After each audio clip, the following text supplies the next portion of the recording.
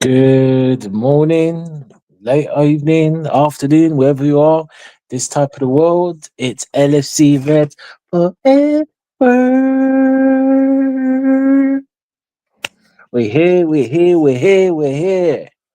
Never fear, the three musketeers are always near. Well, I mean, special guest. I know Fozzie should be here, but Fozzie, damn that Fozzie. But look up yourselves, it's me, Milante, and again, my co-host JK, and special guest as well. He's in our panels of Liverpool 12 band, Irishman, the man with 1,000 stories to come into the town near you, Lee. How you doing, guys? Good mate, excellent. Good to see All you. good, bro. All good. Hope you well. How are you? Yeah, I'm all good, man. It's just dealing with dealing with mum and dad and dealing with half term as some of you in the world, if your parents, dealing with twin girls, want to send them back, so I have a little bit of breathing space, again. So there you go. But nothing about no one's there about my twin girls. They're about the almighty Reds in 1892 and that, Liverpool FC were on the brink, and yeah, I mean, how you guys feeling about the game tomorrow? JK, you start off, and then Lee, you say your piece. You know what it is, bro? Since it's a game a week now, it just feels like a month. You know what I mean? Like so it just feels like the last game West Ham was so long ago. Good thing about that is for me, hopefully the players have got like the guys who need a bit of a rest. Playing it like for me, Salah, Van Dijk, these type of guys are getting a bit of rest time in the week now. They've done a lot of photo shoots in the last weeks, you know what I mean? So, but I'm looking forward to the game, bro. I like Leicester away. I always feel like we sort of play real good there. So hopefully we can do that again.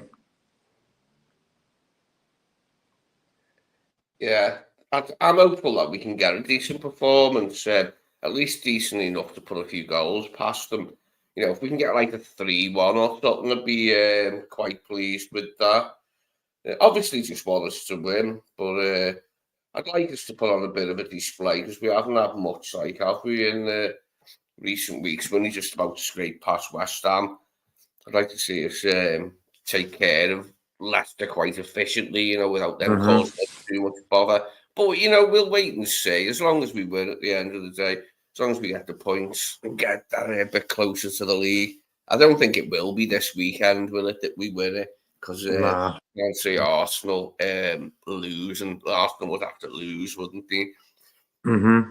against Ipswich? So I think it will be, hopefully, the Spurs game where we get our first chance. That'd be our first chance at securing it, wouldn't it? Mm-hmm. Spurs go.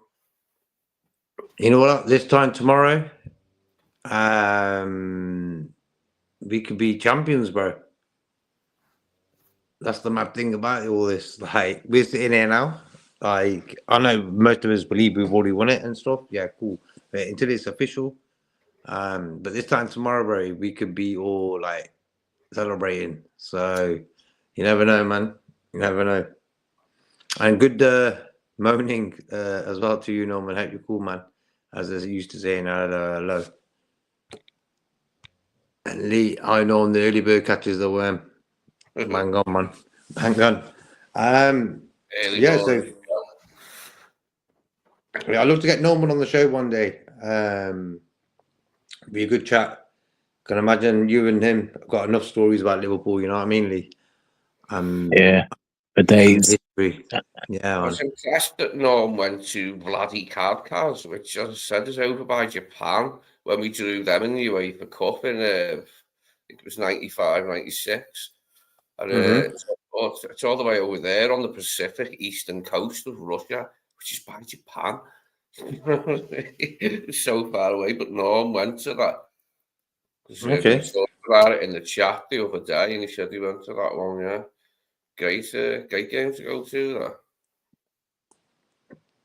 You know, that's mad. Like the amount of like Liverpool fans there are around the world as well. Yeah. America, look at 12 fan, man. He's a proper fan. Never the old school Liverpool fans never ever used to diss the players and managers. I'm on my own on the screen now. Yeah, so Virgil's with you. Virgil's with me. I think Atlanta's trying to set something up Yeah. for the show, so we're just testing it. So we're new to the game, so it's going to take a bit of time. We want to set up a team, show a quick video of the press conference signing slot as well, if any of you guys haven't seen it as well. You looking at changes tomorrow, Lee, in the game? Do you reckon he's going to change the team up, or do you reckon he's going to stick to his guns and stick to the normal guys he picks? I think he'll stick to the normal guys. I wouldn't mind seeing a couple of changes, but I don't think we will. Maybe the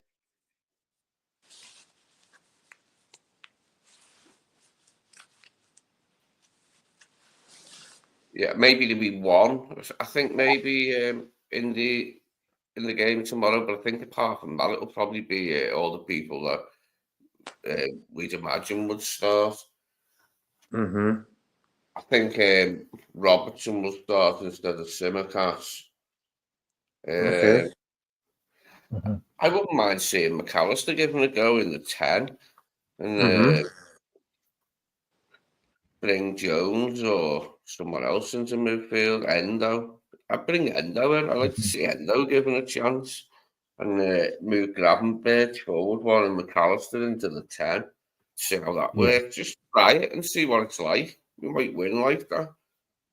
But we won't, you know what I mean? We won't play that. Like, he'll go for Gravenberch and McAllister and Szoboszlai. I think he'll go for Jota, Salah and Diaz. And I think the back four will be Bradley, Ibu, Virgil and Robbo. So, no, I don't think we're going to get any real surprises. I could be wrong. Yeah.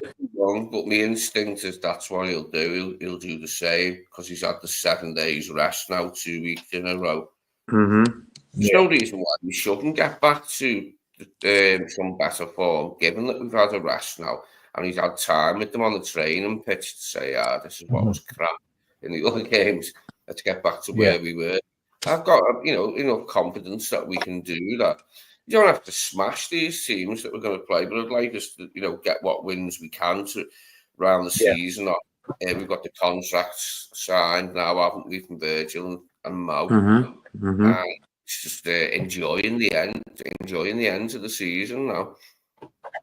Yeah, like for me, that Salah and Van Dijk contract signings, they've gone a bit under the radar sort of thing. Like for me, I'm top of the world. As soon as I see Van Dijk, like the Salah one was a bit of a surprise. Like I weren't really expecting it, like to come because like most of us guys thought end of the season they'll announce it and they'll treat it like a new signing, if you know what I mean.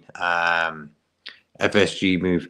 But I was like, wow, they're doing it now. I was trying to work out why are they doing it now? Like what's going on? You know what I mean? And then when Van Dijk did his contract, I was proper like I had like water in my eyes, bro. Because like for me, he's the best in the world, and I think he's the most important player in the team. Because I think he keeps it all together. So if you at the three, and I think a lot of fans have said this, like at the three, Van Dijk, Trent, and Salah, Van Dijk's the most important one that they want to keep. Even though Salah's getting the goals and assists like crazy, Van Dijk's the guy, bro. Hence why I was like really like over the moon when I seen the Van Dijk news. I was like, yeah, man, we got him for another 2 years. I reckon it would have been cool too with the possible 3, because I think when you look at the standard of centre backs in the world, Van Dijk at his age is the best still. Okay, even with Salah, if Salah's half the player he's been this season, next season as well, that's a blessing as well, bro. You know what I mean? So I think 2 years, cool. I think 2 with the possible 3 would have been wicked, but I think they're on about 400 grand a week. We don't know what Salah's going to be like in 2 years' time. You know what I mean? But for me, fitness-wise, he looks after himself, and I think like if you played the game and stuff, bro, I think when you're 31, your football's different, man. I think you understand the game more. Even though you've played like 20 years before, but I think you just realise the game more. It's just weird. I remember when I started, like I was playing at 31. Like, I was just playing like, whoa, I could play the game more. It's like control it and stuff. So I don't like this saying about your career's over at 29, 30. Yeah, when I got older, like I understood the game more from a playing perspective. Like, so I didn't want to like play in the forward, like on the wing or up front or not. Like I always wanted to play just in front of the back four, just to pass it, just sit there and pass it. Like you feel more like doing that when you get older, don't you? Because you don't want to run around as much. You're not as young as you once were, so you just want to pass it a bit more, don't you? I found. True, it's true, and that's why a lot of players sort of drop back. They don't run as much and stuff like that. But for me, it's all about the mental state of a player. Makes a big difference. I think if you're mentally strong, like Salah and Van Dijk are, for me, you're going to end up keeping fit, and you're going to realize not to waste energy. I think Van Dijk is one of them centre backs. He ain't a tough cookie where he just steamrolls people and stuff. Nah. This guy does it with class, and with that class, he sort of saves energy. Yeah. It's mad. Yeah. I've seen a lot of centre backs just charging in 24/7s and stuff. And cool, you need one in your team. But I think the way Van Dijk's done it, he's done it without really sometimes tackling people. He just sort of guides them, isn't it? It's all about positioning, bro. His positioning is world class. That's what they say, don't they? If that's the the trick, the skill is to like be a great defender that doesn't have to make very many tackles. Like he's just always there, so you don't have to make tackles. Where when you do, it's quite rare. And that's what Virgil's like, and he's just there covering. I think that's just his presence, just stops things, doesn't it, in their infancy? He's been great like that, hasn't he? He's been he's at just a whole nother level, like as a centre back. It's just, could you imagine if we didn't get him? Like, what would have been like if we didn't get him? I mean, that's unthinkable, isn't it? Like if we didn't have him. Yeah, and it's mad that he chose us. Like I heard that City were interested in big time as well. And with them, they all were, Jake. They were, weren't they, Natty? What do you think? Yeah, Van Dijk, City's, top player now. Chelsea. Yeah. They all wanted him, but the clock factor, came in and issued the club. He was like, nah, that's where you like players to say, you know what, I don't care who else comes in for me. I want you guys. Yeah, it was great, that, wasn't it? Like, because he come in the January and we were in the Champions League final within 4 months of his arrival, weren't we? And then another 12 months on, we won it. 12 months later, won the league. Yeah, the start of something. Yeah, 100%, mate. 100%. And then sorry, no, read out Norman's comment. Sorry. I was going to just quickly say that Virgil, he uses his upper body so well, Virgil, big time, and I think that's the cleverness of Virgil himself. He's a very clever guy, and he realizes how he can just not get his hands dirty. You know what I mean? Yeah, like for me, any youth player watching football, they need to watch Van Dijk. He is the best centre back since Alan Hansen for me.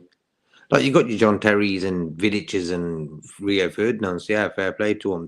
Good centre backs, don't get me wrong, but there's a level what Van Dijk and Alan Hansen were for me. You know what I mean, Lee? Yeah, there's been loads of other good ones as well. I mean, Ledley King was good before he got injured.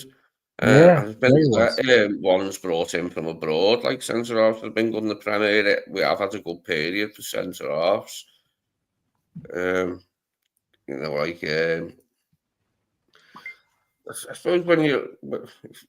suppose Arsenal's maybe not as much. They had Adams, didn't he, when Wenger first took over?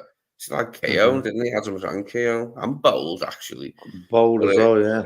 Yeah, Yeah. who were their best ones after that then that he brought in? Wenger, would you say, Arsenal Premier League centre-halves? They had Mertesacker come in. Kolo Toure come in, didn't Carlo he? Torre, yeah. Yeah, Another guy. Campbell. Yeah, Campbell. Campbell, I like Campbell. I think he's very dismissed. You know, everyone goes on about Terry Ferdinand. I think he's just as good as both. Campbell. Yeah, Yeah. Sol was, yeah, definitely. Sol was brilliant. But he goes under the radar a lot. I don't know why. Everyone focuses on Terry Ferdinand, but again, for me, and again, I'm a football man first, but again, no bias. But I mean, people will say VVD. Oh, you mean the era? There's more strikers than there was. But at the end of the day, he's played against Messi. He's played against Suarez, Aguero. You know what I mean? It's not like he played there with some bums. You know what I mean? Just that VVD could play in there. He could do everything. I've never seen the defender that could do everything. And people say, "Oh, he doesn't do a slide tackle." Yes, he does. Just as stupid it is. Like for me, he's better than all of them because all of them they're good players. Don't get me wrong, but they have deficiencies. Yeah, VVD, like on his day, he's you know. Last time Arsenal won it, beat Invincibles or whatever, it was at 2004. I think it was Kolo and Sol Campbell was the partnership on it at centre half. Like the lion's share of the season, it was Kolo and Sol, which was, I mean, it was a good side. We all knew that it was a good side of theirs. But Kolo did well for us. I thought he did his best, you know, in a period where we were just desperate to have defenders. And he come in and did his best, didn't he? Like when we had him. All right, he was past his best, but he did, you know, he tried, didn't he? Like, you know what I mean? He scored away at Villa. Remember? The St. Valentine's Day's massacre, as they call it. I remember, I love that kit, the white one. Yeah, I remember that. Yeah, man. Carlo Torre, funny man. He was okay. Paid for Arsenal, City, and Liverpool, bro. It's just like in midfield, Arsenal brought in so many boss players. You just reel them off like Edu, Gilberto Silva, Diaby. He was good. So many good players, but at centre back, like you can't reel off as many good names, can you? Like you brought in Kolo and Sol after Campbell, Bold, and Keane, and then there was like Mertesacker, wasn't there? And there was others that I think he was okay, Vermaelen, but injury like sort of knackered him, didn't it? Yeah, he was good. Vermaelen was good. Tell you the truth. Him and Vertonghen. He was good. He was in it. Who's that? Koscielny, remember him? Laurent Koscielny, the Frenchman they had not long ago. He was then he went to Lille or somewhere. He went to France, back to France, didn't he? It was a weird that one. For some reason, he just ended up going to France. I thought Mertesacker was quite awkward at times and got caught. Yeah. Other times he could defend, like, but he wasn't. I think best. Like, I think it was his name, and because he was German, I don't think he was a great defender, bro. He was okay. No, he's on all the sports channels in Germany, co-commentating and stuff like that. No, 100%. Who did Lauren move to after Arsenal? Remember the midfielder, Lauren? Yeah, who did he move to? Yeah, Lauren. Yeah. I think he was good. He was decent. He was a midfielder, but turned right back. Yeah, he was strong. Lauren, he's a strong player. He's all right. Getting the winner against us. Yeah, and something like was that 2000? I think something like that. Yeah. Please, guys. Yeah, sorry, go on. Okay, sorry. I just wanted to read Norman's comment. Remember when John Barnes lost his pace and Evans played him as a holding mid? No one could tackle him because he used his upper body to shield the ball from him. And I think that's very important as a footballer to realise what you can do with your body and stuff, like how you can shape it. I think that's very important, how you shape your body and stuff, and how you can. I think Bajcetic, this is why I ended up liking Bajcetic. He did this move once. I think it was against Villa away. Or was that Anfield? I can't remember. But he sort of just opened his body up and he just opened loads of space up by just doing one move. And I Yeah, was I like, know. yo, I know the this one guy's you good. mean. I think, yeah. And that's what football's about for me. Clever players will use their body to find space and just to get out of trouble and stuff, you know? Yeah, John was very good at using his upper body strength when he still had Mhm. his pace before he became a central midfielder. It was one of the things, like, defenders would sometimes bounce off him, like, when they was like a number of them was trying to get it off him, like he could just hold them off with his upper body strength. But when he become a holding mid, yeah, that extended his career at Anfield by another 4 years. So Yeah. Mhm. and like he played him and Redknapp was okay together. Him and Thomas usually played well together. Obviously with McManaman in the seven behind the two strikers. But yeah, him and Thomas was a good blend. But Barnsley and Thomas. But him and Redknapp was okay as well. Mhm. That's just like the three at the back, wasn't it? Then when we changed the three at the back, I never liked it. The three at the back. I didn't mind like the way the rest of the team was set up, as it was said, three in midfield, two up front. But the wing backs, I never took to it, like, and it never worked for Liverpool, did it? Like, it was shit when we had the wing backs. Just did not like it. No, I thought it was good. We were lucky. We should have in one of Evans' season, I think 95, 96. Because we should Yeah, have it won the title, man. worked first. When he first come in and first done it, it worked, and it looked like we were gonna maybe We go on changed and it. do something, like possibly Yeah. win the league or challenge for it. But then after a couple of years of it, it deteriorated instead of getting better. Yeah, we just changed. We just didn't happen, and then obviously the Julian Evans for a little bit for a season. That was just that wasn't great. That He did for a wake us couple back up, of joint manager. Houllier, and then Rafa continued the work, didn't he? And we had a bit of a lull under Hodgson. Been Yeah, under Rodgers, and then he got us going, didn't he? And then Klopp come in. But yeah, Roy Hodgson was probably the low point of all that. That was the crappiest time to be a Liverpool fan when we had Hodgson as manager. He yeah, didn't God, wasn't suited to the job, was he? From the beginning, I thought he was a crap appointment from the beginning. Nice man and all that, but I mean that's got nothing to do with it. He just wasn't right for us. The way he played football as well. yeah, Shit to watch. Like some of the players yeah, that we have under him. yeah. No, 100%, Lee. I'm gonna read just some of these comments out, Lee. When JK comes back, we'll do the lineup. I'll put the lineup builder. We'll predict the lineup for the Foxes tomorrow. Yeah, as Norm says, big up Norm as always. Julio, when looking for some experience in '99, tried to sign Steve Bold. He went and got Gary Mack in a different position. He was determined to have some experience in the side for Gerrard, which was the right move. I wouldn't have gone for old Boldy. Okay, so the next comments. Norm says, remember Taribo West? Evans tried getting him and Desai. Taribo West, ugh, no, thank you. But Desai, yeah, I remember that actually, but we didn't. Desai is the man. Yeah, He was the he's a He was best. the sellout, guy. but Yeah, he's a sellout. But Yeah. midfielder at first, Marcel Desailly, like a defensive midfielder, but then he was just too good at centre back, like to keep him in midfield. To have yeah, him from and Milan. jump in front of him, like for Marseille, was really good. Then he moved on, obviously, didn't he, to Milan before he came to Chelsea. But yeah, he was a wonderful player. Yeah, no, 100%. Desai, what a guy, man. What a player. Yeah, great player, but sellout for me. But anyway, we move. You can tell me later, boy. Yeah, he got off my country for France, but anyway, that's fine. We move. But great player, I agree. Big up. Obviously, Norm says, yeah, as Norm says, yeah, back there, yeah, exactly. But Norm will never get tired. You can comment all day long, mate. We'll never get tired of your comments. Come on, Norm. Don't be silly. We love it. We like you, Norm. Big up you, the FPF LFC. Big up yourself. Hope you good. Ipswich will beat the Asan 1-1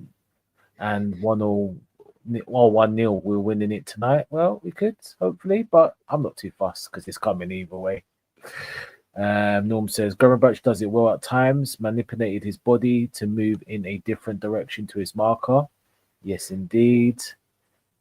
I'll big up some hellos in the chat. Hello. Nice. I like that. Yourselves. I think Anelka could have been as good as Henry, Norm. And you know what? I'm going to get back to that. I want us to talk about that, but I'm going to start that comment. I want us to all talk about that because I've got some, might be controversial to some. But yeah. It was probably Houlier's like worst decision, wasn't it? Like to get deep instead of the Anelka. And this one's coming up. Right, let me just. Okay. Right, what I'll do, go through the lineup for tomorrow. So just give me 2 secs and I'll set that up.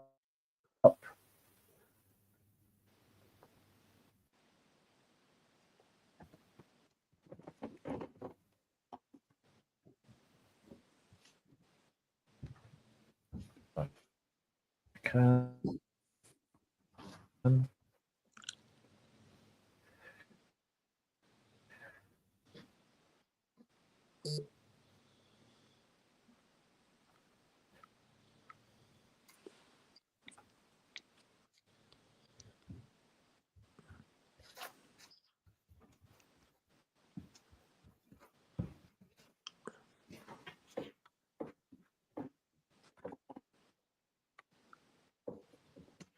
Look like some Star Trek film. Doing the Matrix. They were good, the first few Matrix films. And it went a bit, Top film. yeah, it went a bit crummy, and it wasn't as good, was it? The first couple were the best ones, weren't they? I'm not really into Star Trek, if I'm honest. I don't mind the old 60s TV series, but I don't like the film ones. Never get into them. Star Wars, Star Trek. Yeah.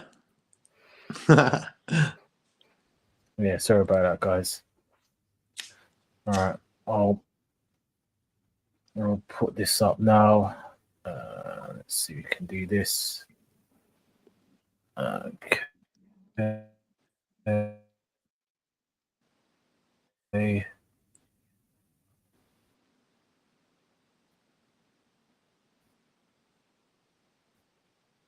I think you got a loose connection there, Nalante. That's cool.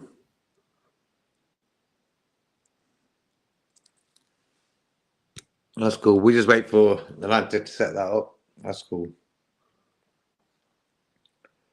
Today's results, Lee. What do you reckon? Any surprises? Any good results for you? I was hoping that Everton would beat Man City, but now that they haven't, I'm not that arse, really. Good win for Villa, because Newcastle were in really good form to get beat 4-1. Wasn't expecting that. So Villa have done well to get back in the Champions League hunt. Bournemouth a draw, wasn't it, with Palace? Southampton got a draw, didn't they, with West Ham, away to West Ham? Yeah, 1-1. Yeah. Yeah, it was an interesting enough day's results. See what happens with all the other games tomorrow. Yeah, there's a lot of games tomorrow, actually. Derby, London Derby, Fulham, Chelsea, Ipswich, Arsenal, United, Wolves. Yeah, United, Wolves. Yeah,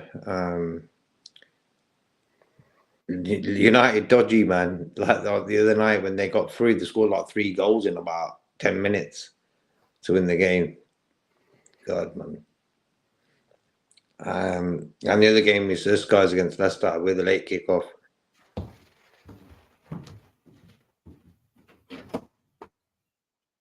So we've got the lineup builder coming up.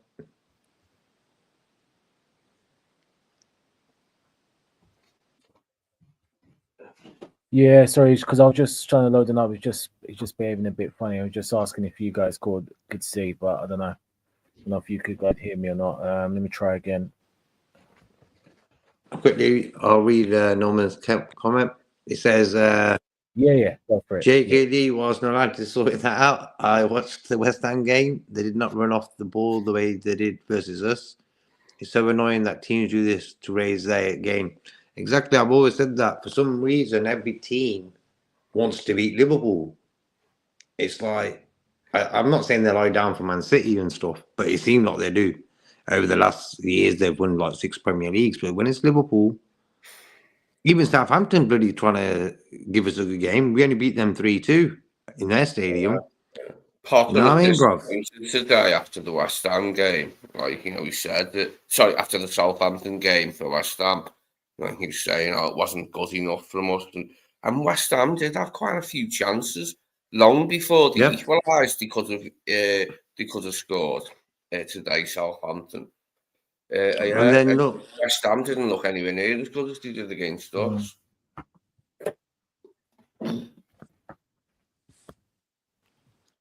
that's what I mean. Consistency is what makes you champions, you know. West Ham 1 week sort of trying to do a job against us, the champions at Anfield. A week later, they're playing at the bottom team. Can you And they can you can't guys even hear win. me yet?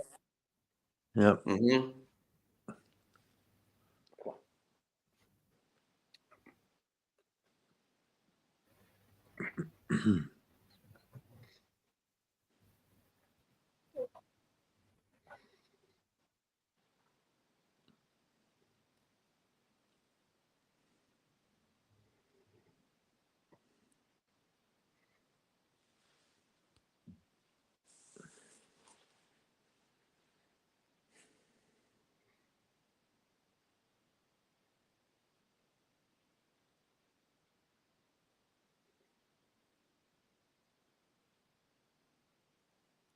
I think Man City have sort of stepped up the last few games, you know what I mean? In a weird way, I want them to catch Arsenal. Well, they needed that today. That was a tough fixture away to Everton. So it took Yeah. 85 minutes for them pretty much to break Everton down. Yeah. I missed that. I watched match of the day before, but Everton and City had already been on by the time I remembered to put the telly on. Well, getting it late, it's still getting the job done. They've probably done it now. They've probably secured Champions League football with that result. Okay, they've still got football left to play, but that one should do it for them. Look, Forest are sort of dropping. But if Forest win again, I think they're playing Monday, Forest, huh? So Forest, like, this is what I mean about this league. This season's proper tight. Look how many teams are involved in top 4 or 5 positions. Like, there's a lot of teams involved. And I think what people don't understand is, out of that, imagine this Liverpool weren't as great as we've been. We'll be involved in that mess right there. And the title race would be a mad one. But because we sort of stuck out and got our job done, we're the champions, bro. And that's what football's all about. It's not a weak season or a weak Premier League or whatever. For me, this is really competitive.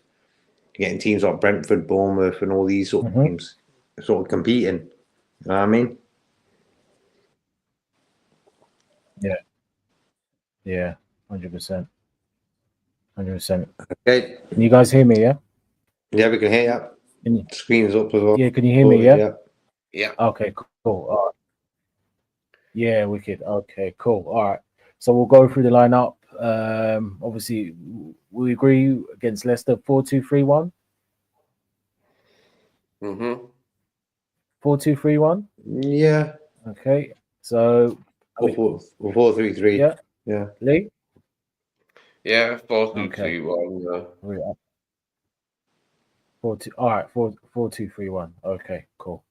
All right. So I mean, there's no contest. Ali in goal. Yeah, Becker in goal, man. Yeah. Yeah. Cool. Definitely, yeah. Okay. Becker in goal. Cool. Okay. Alrighty. Oh, and yeah, guys in the chat, yeah, please, yeah, just give us your opinion and yeah, like subscribe. So yes, so we're gonna go right.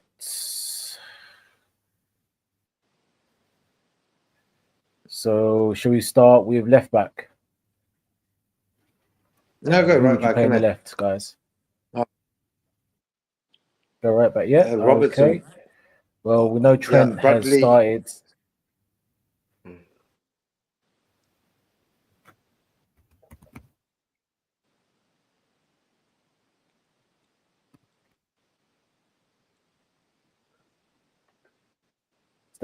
Okay, Lee, Bradley for you. Yeah, Bradley, yeah. Definitely. Lee, Bradley. Yeah, Bradley, definitely, yeah. Maybe Trent next week. Happy with Bradley? Yeah. Okay. Yeah. Check next week. Yeah. All right. Cool. Nice one. Okay. And then the centre backs would be the usual two, wouldn't it? We all agreed on that. VVD. Ibu? Yeah. Mm-hmm.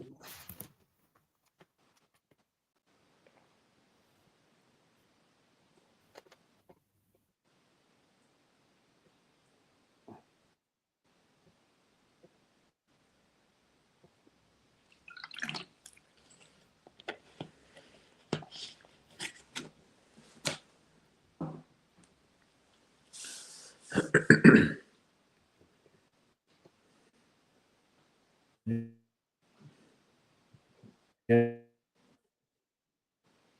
Yeah.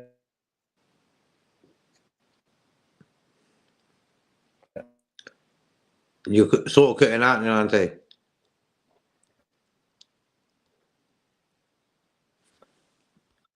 Cool.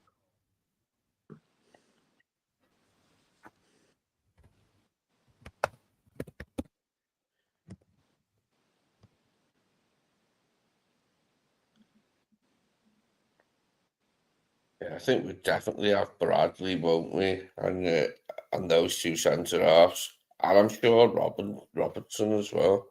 Yeah, Robertson. But for me, I don't mind Simicast. No, I don't mind him. I think with him starting in the last game, I think Robertson will start this one.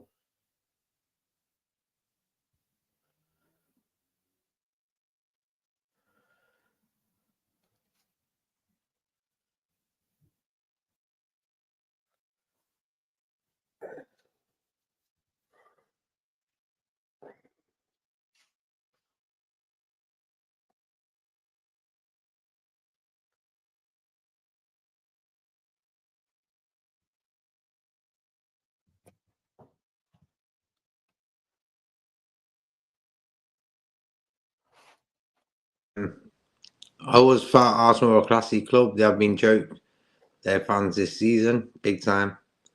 That's why I don't want them to win anything.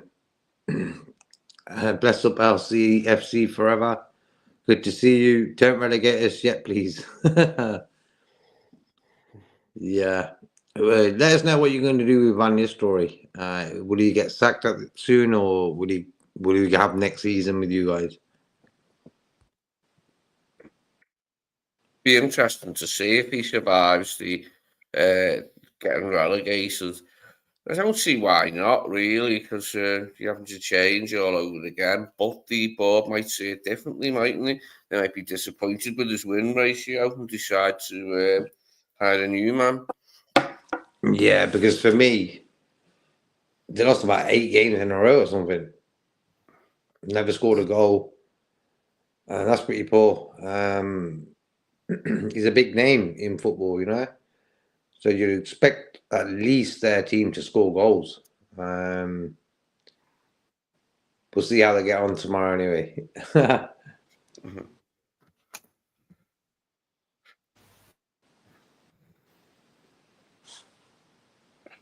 You guys can hear me, yeah?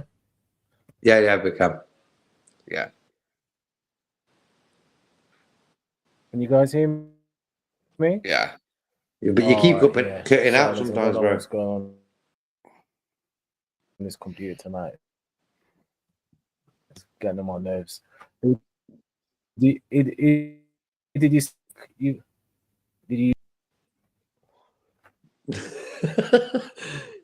Say that again, bro.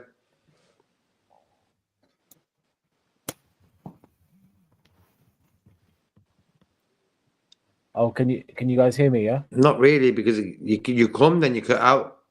So I'll come and call. All right. You know what?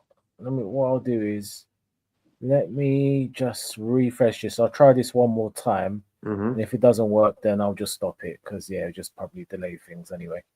So I'll Okay. come back in and come back out. Apologies about these people, and So I'll quickly read the Net's chat. playing funny tonight, and hopefully the next time I'll do it. Yeah, you read the Okay. chat while you're at, and I'll sort this out anyway. Okay, and then LCFC Forever tells us maybe sacked at the end of the season. Not sure we can afford it though. He's probably on a good little wage there. But for me,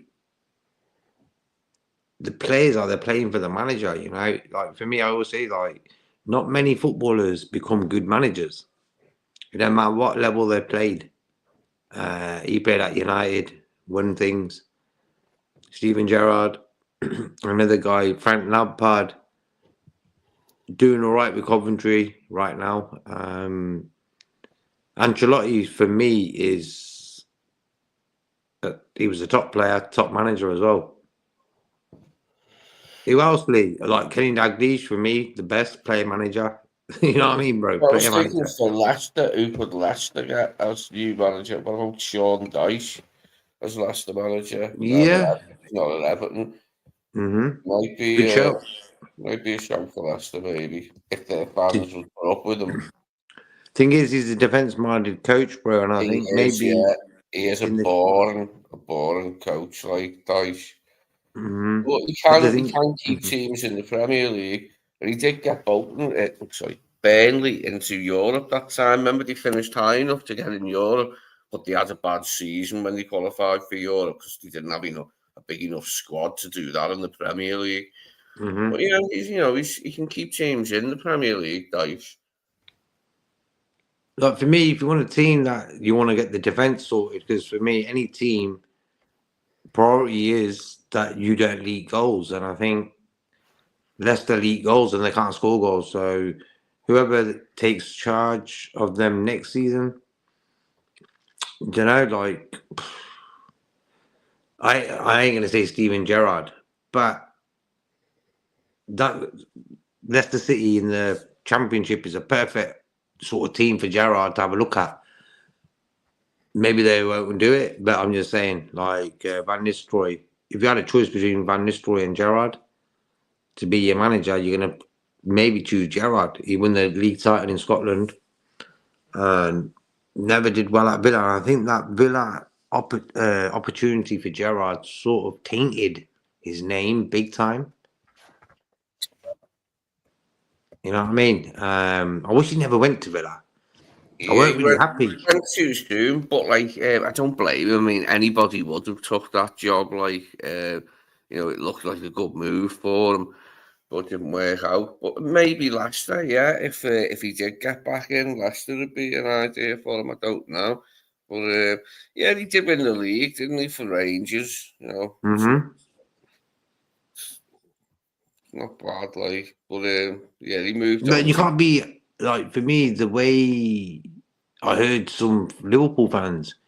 I don't want Gerrard anywhere near the Liverpool job and this and that. And I'm thinking, yo, is that what football's become now? You know what I mean? At the end of the day, if Gerrard got European Champions League football for Villa, the way Unai Emery has, for example, got them competing, top four at least. They got FA Cup semi-final. Maybe they win that.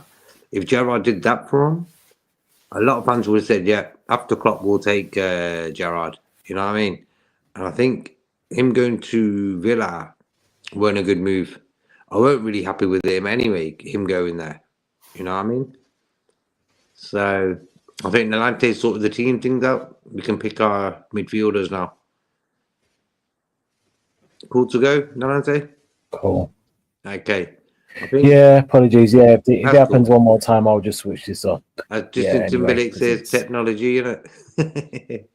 Yeah, I don't know what's Him and going on, 50. but there you Him go. and 50. Oh, big up Ellis, LCF, Leicester City Football Club, big up himself. But yeah, yeah, the midfield team. What were you guys thinking? I mean, I think we know where he's going to go. Would you guys change it? But like when I pick, every time we pick our 11, I always pick it that the way I want it. I don't pick it in the way Slot would want it. You know what I mean? Right? Like, see, when we're picking this team, are we picking it as Slot would pick it, or are we picking it how we would want it? Because As Slot will pick it, I think. Now we're predicting what we think the lineup will be. I always pick my team the way I want it. Don't you guys? All right, let's- Like, over the year we've done it. let's- How many times we've made teams and stuff? I've always done it in the way Yeah. I want it, not the way the manager's, not the way it's gonna be.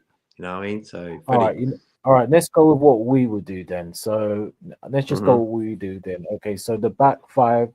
Are we all happy with that, JK Lee? The yeah, back that's cool. five? Okay. Bless. All right. All right. So let's go with the two DMs. What are you guys thinking? Grab a Mac. Oh, you go grab a Mac, yeah? What about yourself, Lee? Yeah, it'd be grabbing Mark, I think. It sounds like some. Oh, you would go Rap grab a Mac. Yeah, I wouldn't Grab a mind Mac. seeing Endo, to be Yeah. honest. I wouldn't mind seeing Endo and then Mac would be in the 10, but it won't happen. Won't happen. Never. I got more chance than Endo. I All got right, more so grab chance a to Mac. start. All right.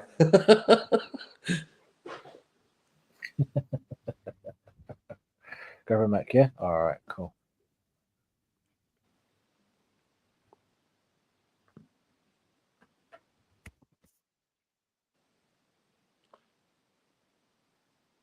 I just want to see a solid midfield display. I think when any team, when your midfield plays well, the whole team plays well. You know what I mean? Indeed.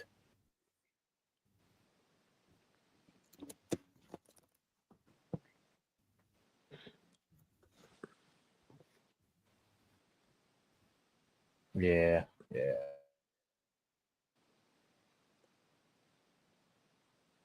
Yeah. Bless up LCFC forever. Enjoy the game as well.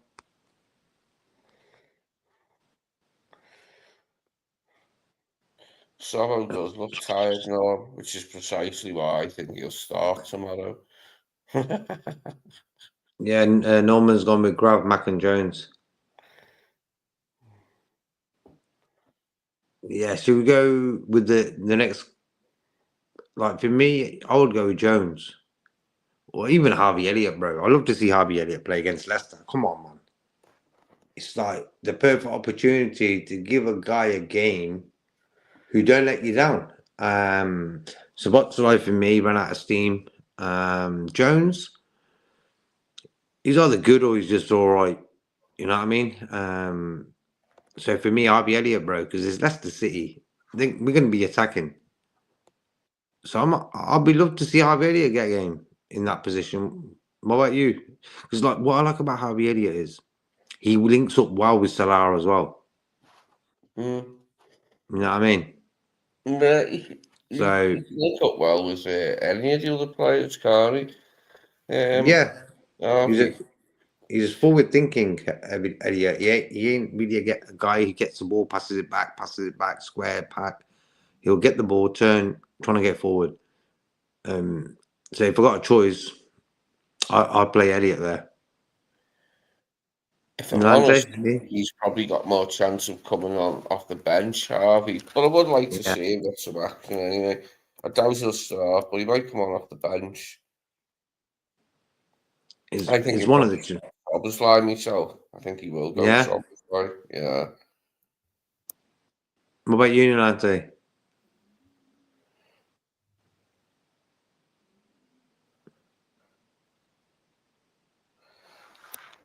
with Salah and Diaz either side of him, and Jota up front. I'd play Harvey Elliott, Hugo Szoboszlai, Norman. If we ever sign a DM, me and JK will throw a party for real, bro. You know, it will be the same feeling like when we bought Van Dijk. I knew we're gonna win things. So if we ever bought Rodri when City brought him, trust me, we would have won a lot of Premier Leagues and Champions League titles. 100%. That's why it's very important. Get a DM in. You can do a job. And Norman also, I'd like Elliot in front of Gravenmack. Perfect game for him. Leicester, not too tough. You can have a lot of opportunities. Elliot is the guy. I don't really want to sell him as well in the summer, Elliot. I think you need guys like Elliot. I think he's still young. I think about 24 and he's still realising he's not going to be a starter. Yeah, fair enough, move on, bro. But for me, now he's living his dream. He's playing for a club he supports. And he's in any chance. And this is what I don't like about Slot is there's enough opportunities to give game time to a lot of players. And he's really gone really stingy with it. Elliot scored 3 Champions League goals in a row. We ain't seen him since, bro. Madness. So you're going to sell Diaz, not Gakpo, yeah?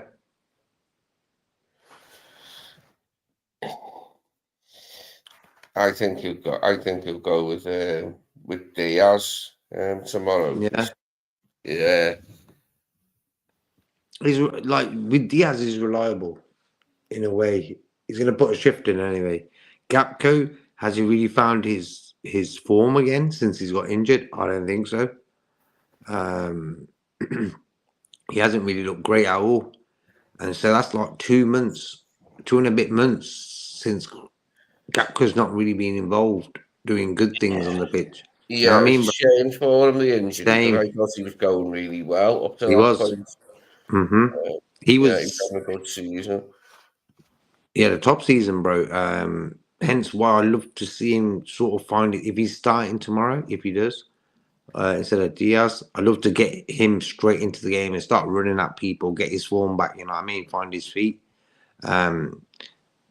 That's why injuries, they're a bit annoying. Some players can come straight back in, bang, they're at it again. Some can't do it. It takes a bit of time. So hopefully, if Gakpo does start, it's Leicester. He's got to think like, you know what I mean? Like I can beat these lot, no problem. I don't know. Would you start Gakpo? Lee, you're going Diaz, aren't you? Yeah. Yeah, I think he'll go with Diaz. And Nalante, you going Diaz or Gakpo?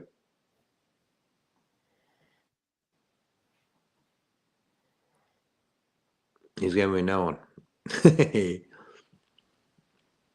I don't know, man. I want to give Gakpo a chance to find his feet because it's Leicester, you know what I mean? Because the week after we've got Tottenham. So for me, Leicester are perfect opponents. Get Gakpo a game. Give Diaz a little bit of a rest because Diaz has been putting a shift in every week. So for me, Gakpo could start because it's Leicester. And it's an opportunity for him to find his feet against opponents that he can take care of. So I'd even start Gakpo tomorrow just to give him a chance. Play him 60 minutes. If it don't work out, bring him off, bring Diaz on. It'd be good to see Elliot give him a start, but it's another one that I think he will come on as a sub. He'll get a go as a sub. Between Curtis, I think, and Sobo for the. I think he'll play Sobo. I think he'll do the usual and play Sobo behind. Yeah, but Sobo has to really. Remember that Man City game where we won 2-0 away in the Premier League and the Tottenham 6-3 broke? Did you see Sabots like that in days? I was thinking, yo, why can't this guy do it every game? I just don't understand that. What's going on? Like, he was man of the match for me against City away and Tottenham away. Like, that's how good he was. You know, I was like, oh, finally he's landed. And he hasn't really done well since, man. And that's a shame. You know, Yeah, this is what I'm saying. I need to see more from Sabotzo from now until the end of the season. Because for me, next season, I wouldn't be starting him. So Sabotzo, if you get a chance to start any more games now this season, you got to put some effort. And I wouldn't say effort. He puts effort in. He runs around like mad, but do what you came to Liverpool for. You know, like I know the trainer tells you to run and stuff like that, but for me, go back to your game. That is scoring goals, setting up goals, scoring bangers from outside the box, like you do for Leipzig, and you did for Leipzig, and you do for your country. I'm just surprised he hasn't really stepped up since then. Tottenham, Man City away games. Norman says play in front of them too. I mean, they can cover him. Yeah, true.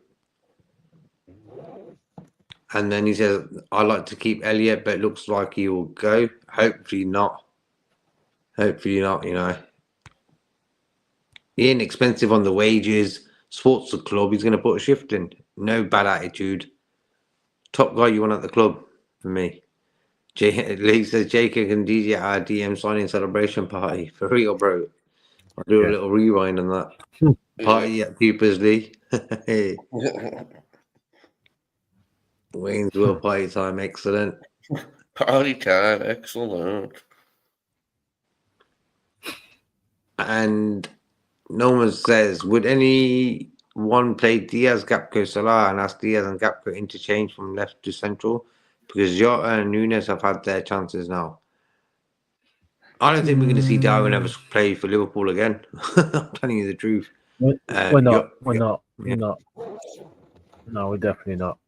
But just to confirm, because this is our lineup. This is not who Slot will play, because obviously we have a different lineup. So you said Harvey in the 10, didn't you? And Lee, you said Sobo, yeah? Yeah. Okay, and you said Harvey in the 10, JK, yeah? Yeah, perfect opposition, bro. Okay, yeah. Okay, so for the left, you said Cody. Who would you pick on the left, Lee? I think Scott will go for Diaz, Delante. But what about you, Lee? Don't worry about Slot. This is our lineup. So who would you pick on the left? Oh, for me, this is our lineup because Elliot's playing. If it was my choice, I probably would play Diaz actually if Elliot's playing. Yeah. Lucho, yeah. Play Diaz, okay. Yeah. All right, I'll put Lucho. I'll personally start Lucho. So yeah. Yeah, but don't you reckon if Gapco got a start, it will bring him a bit of form into his game? I think it's perfect opposition, bro. That's why I'd play Gapco tomorrow. And it'll give Diaz a bit of a rest. But yeah. Okay, no. Well, I'm playing Diaz because I Harvey's in. I want us to still have Diaz as just his threat and his pace to stretch them. With Szoboszlai being replaced by Elliot. I think. Yeah, just for this one. It's an anomalous spot, unfortunately. Yes. So it's an anomalous spot, 2-1, unfortunately. Unfortunately for Euro, JK, you'll lose. Now we come to the interesting part. Now, like JK said, Darwin's done. He's not going to start. Although we'll get onto the press conference after this. I'll play this. So we're looking at Jota again, Chiesa, or Cody now. So where would you, in your ideal system, guys? Where would you go? Who would you go with the guy up front?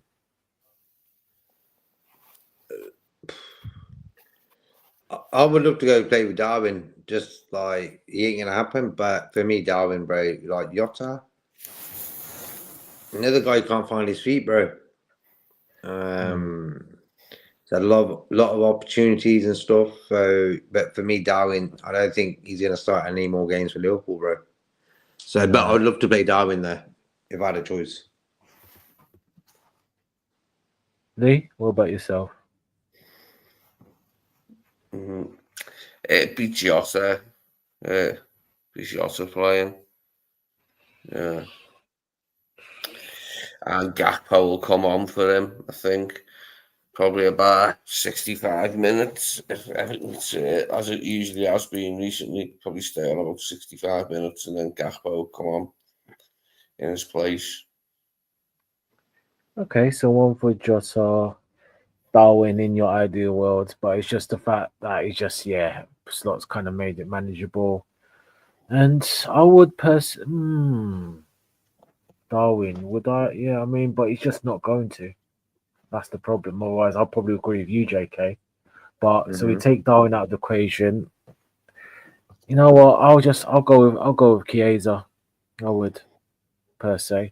You could switch him and Lucio around, and they can interchange. You know, I wasn't big on the whole Chiesa up front, but I'll play him, man. Flipping heck, I'll just play him. So in the chat, we've all picked one player each. What would you guys go? Who would you guys go for up front? Let us know. One of you guys in the chat got the deciding vote. Yeah. Who would you guys play up front?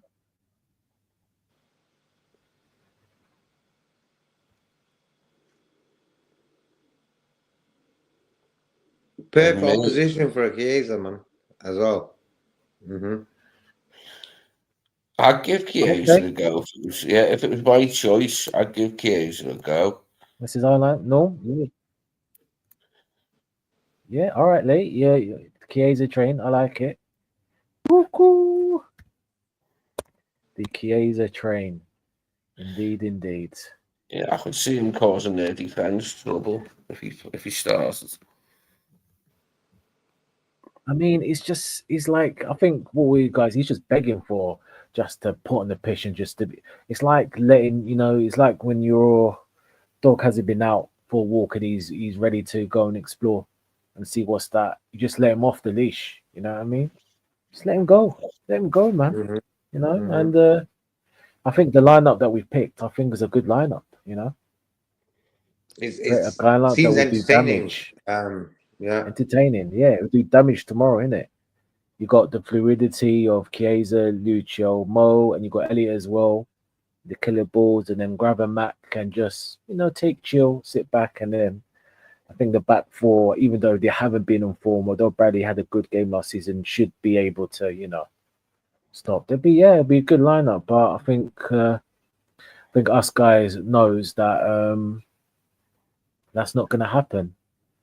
It's not going to happen, but that'll be 11. I think we will be happy with. I think a lot of Liverpool fans will be happy with. And you see the fluidity, the attack, the intelligence, the forward thinking. But unfortunately, as we know, JK and Lee, chat, it's not going to go with that, and so be it. But even the lineup we think is going to go, it should be enough with Leicester. Let me ask you this, just before I get to the conference. Do you think we'll play better? We'll finally get a good 90 minutes from this team tomorrow?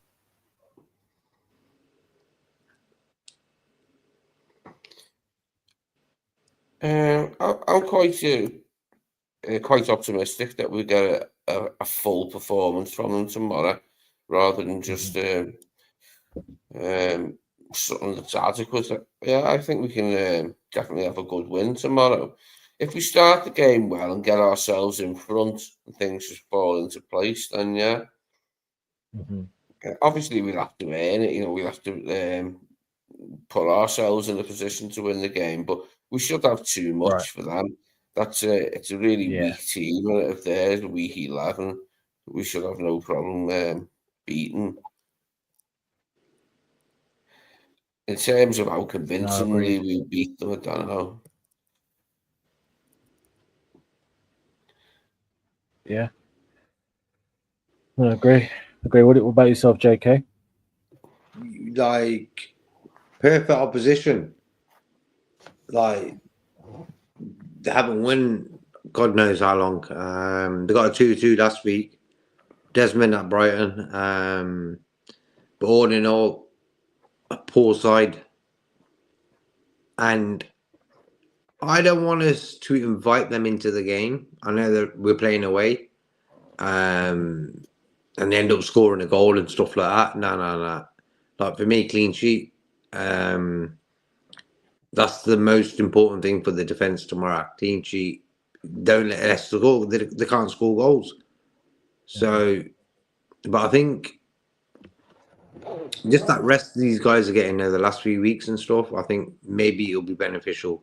So hopefully tomorrow, bro. And I want to sort of fast start. I think last week against West Ham we started off well. It was all right, good pace. You know what I'm saying? And we played pretty well in that first half. You know what I mean? So I think tomorrow, put your foot down, get the job done, score goals.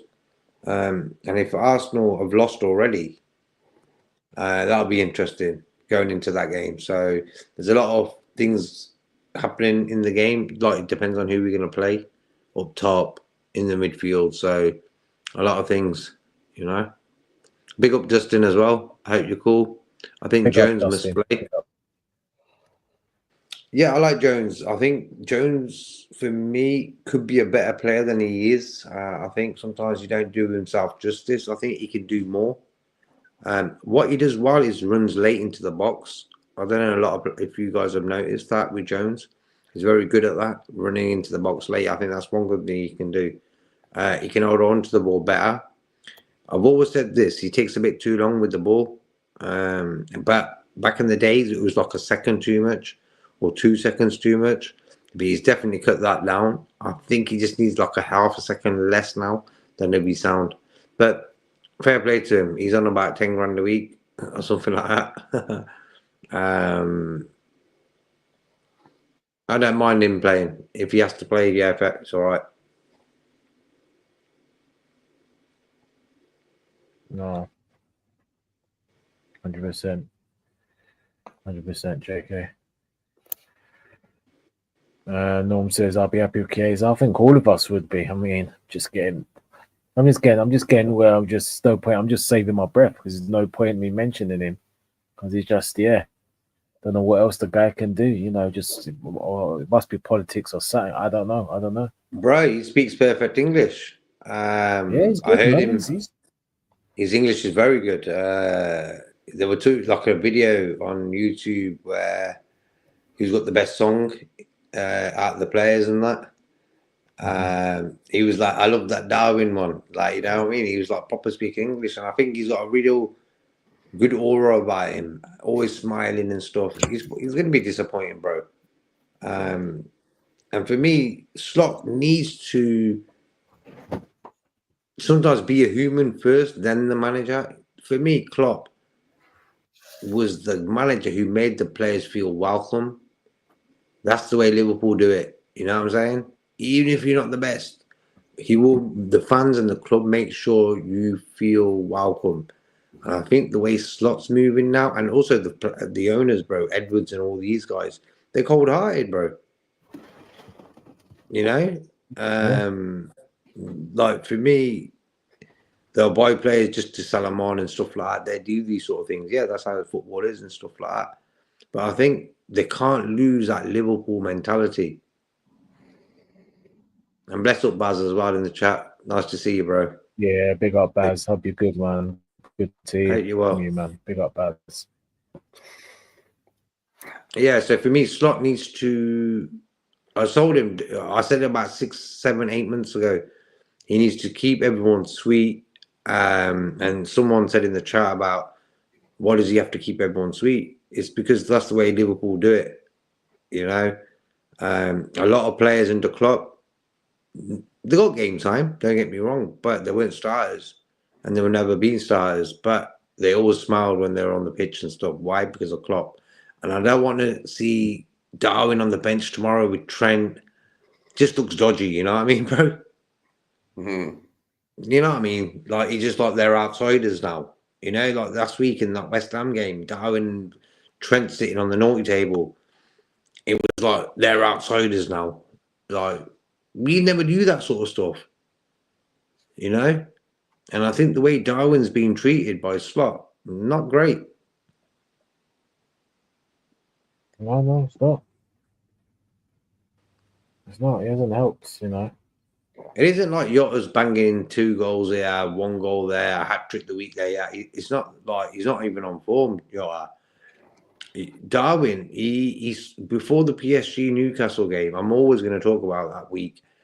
What happened was Darwin got an assist, against PSG, scored against Southampton, win a penalty. And there's been thinking, you know what, perfect timing. He's finding a bit of form to go into that week of PSG and Newcastle. And what happens, bro? Jota started both games. Did nothing. And then Jota scores against Everton, top goal. And we think, okay, he's ready to kick on now, but it's not really happened since then again. So for me, I'm really disappointed in Jota. I can't understand the situation. Hence why I would say if Darwin's ready to play, I'm starting him tomorrow. Or Chiesa, one of the two.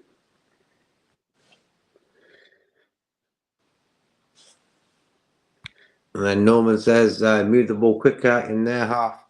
1-2's on the edge of their box. Take a long range shot and move more on corner. Stop being so static. That's what I want to see. Of course. Hence why a lot of fans want to see Chiesa. Chiesa's a guy who gets the ball. First things first. I'm going to shoot because that's what football's all about. If you don't shoot, you're not going to score. I think someone needs to tell Jota that. So, Yeah, one, two, bang. Yeah. I'd like to see the team obviously evolve from here and develop. It'll be his second season, obviously next season, and hopefully he'll have some new players at his disposal. But I'm just hoping at the end of the season we can see something that hints towards next season in the way we play. I don't know. It has been interesting when he's done different things. It was good when he played the extra midfielder at City, wasn't it? When he played Jones and didn't play with a number 9. That was good, wasn't it? Exactly. It worked perfectly, didn't it, in that game? Just Diaz and Salah. We easily beat them, didn't we? Yep. And why didn't we do that against, say, PSG at home? Control the midfield, and because they needed a goal, control the midfield, hit them on the break with, say, Diaz and Salah up top again. I think there was perfect tactics against a big team, a good team. When you drop 4 into midfield for a big, like a Leicester team, you can play 4 up top. You know what I mean? That's the difference. So, but when you're playing a big team like City away, PSG at home, drop another guy into the midfield. Because for me, Jota was non-existent anyway. So we could have done that. That's another reason why I was a bit peed off about the way we went out against PSG. I was thinking the tactics are wrong. I think with a 1-0 lead, drop Jones into that midfield and play 2 with Salah and Diaz up top. Because them guys are going to be attacking. Why? They need a goal. So for me, 4 in midfield was the one. Are we gonna do the press conference, Nalansi? Yeah. Oh, you're gonna read this? Did you want to read the comments, or I can do it now? Yeah, you can read that. Yeah. Cool. Okay, no excuses tomorrow. Week off. Players should be jumping to play and enjoying it now. What a great position to be in. Go out, play, enjoy it. Well, I think these guys are running out of excuses. 4 games here, week there. We got beaten. We had a poor performance a week and we won. But we're just moments to FC. That's what we are right now. That second half against West Ham last week was poor, bro. Yeah. And this is what I'm saying. Like, yeah, we're going to win the league. Don't get me wrong. But I always said that at the start of the season, I don't really care how we play this season, as long as we get the job done. And we got the job done in the Premier League. That's cool. But I think because of the gap there, the gaps gave us space to think about other things and just thinking, oh, it's a tight title race. Are we going to do it? You know what I mean? So we've got time to think about why are we playing like this? Why ain't this guy getting a game and stuff like that? And I hope Arnie Slot and the infamous Johnny Hittinger and his crew realize what we're talking about, man. It's like them guys don't realize that Szoboszlai and Gravenberch weren't tired, and that's scary, bro. Like, come on, wake up, man. If you guys can't see against Southampton, them guys are shoddy already.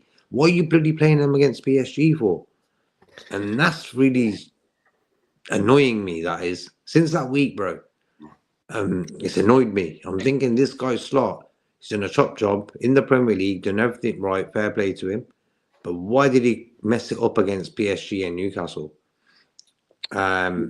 We So play next season, we play Arsenal at home on the 11th of May, and PSG and Arsenal's the 7th of May. So that's their second leg as well. They'll have played both legs, but we'll be playing them 4 days later at Anfield. So we'll see whether they're in the final or not. We'll know whether they're in the final or not by then, Arsenal. what do you reckon? Yes or no, they will? I think Paris might just do it, but it's going to be tough. Arsenal got a really good chance.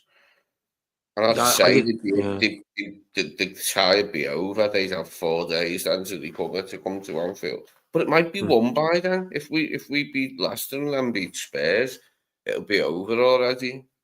Yeah. Even I was saying, man, like tomorrow this time, we could be winners, bro. So it just all depends on that Ipswich game. Because, like, for me, Arsenal maybe a bit shattered from the Madrid drama, and you've seen Arteta not really starting Odegaard, Saka in the league games. Hence why they've drew the last two league games. Arsenal. Norman says there are no excuses tomorrow. A week off, players should be jumping to play and enjoying it now. What a great position to be in. Go out and play and enjoy it. Simple as. And that's what I want Slot to do now. Like, to enjoy it and give games to people who will do something different. Got to enjoy it, man. Got to enjoy it. Maybe we can watch the press conference, Lance, if you want. Cool. All right, we'll play this now. See what our illustrious, soon-to-be Premier League winning manager has to say.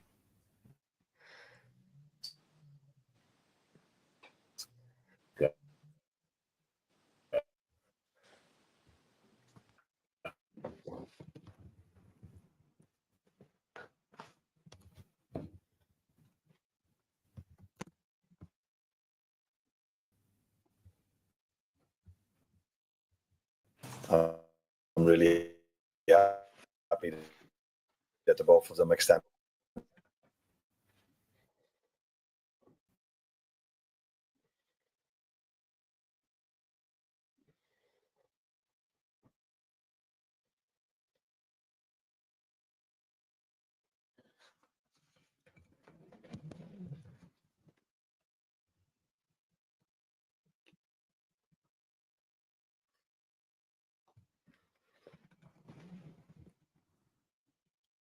Arnie Slot's disappeared.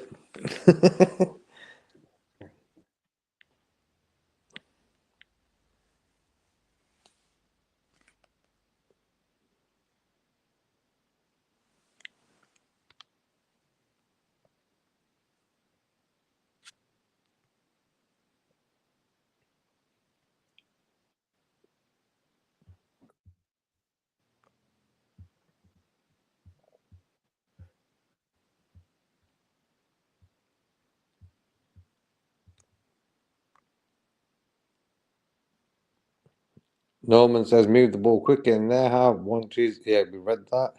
Yeah, apologies about that, guys. That's cool.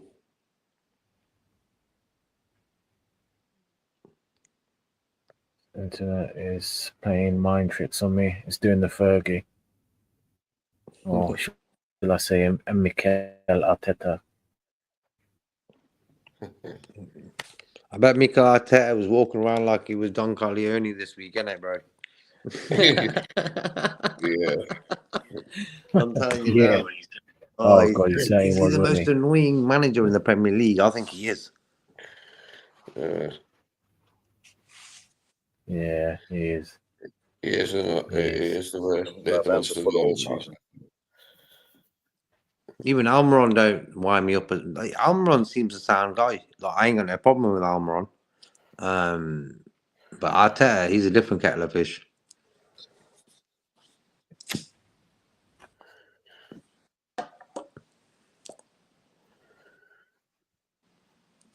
I think Arnie's going to say he's going to give the press conference to us guys.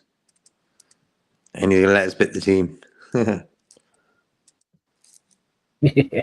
Yeah.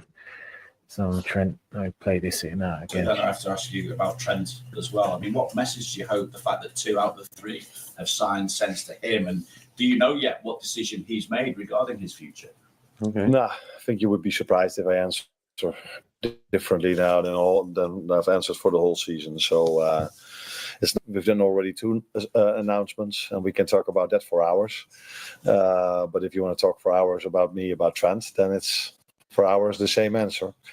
We don't talk about these things as long as things are not done yet, and they aren't. So that's why we don't talk public about his situation.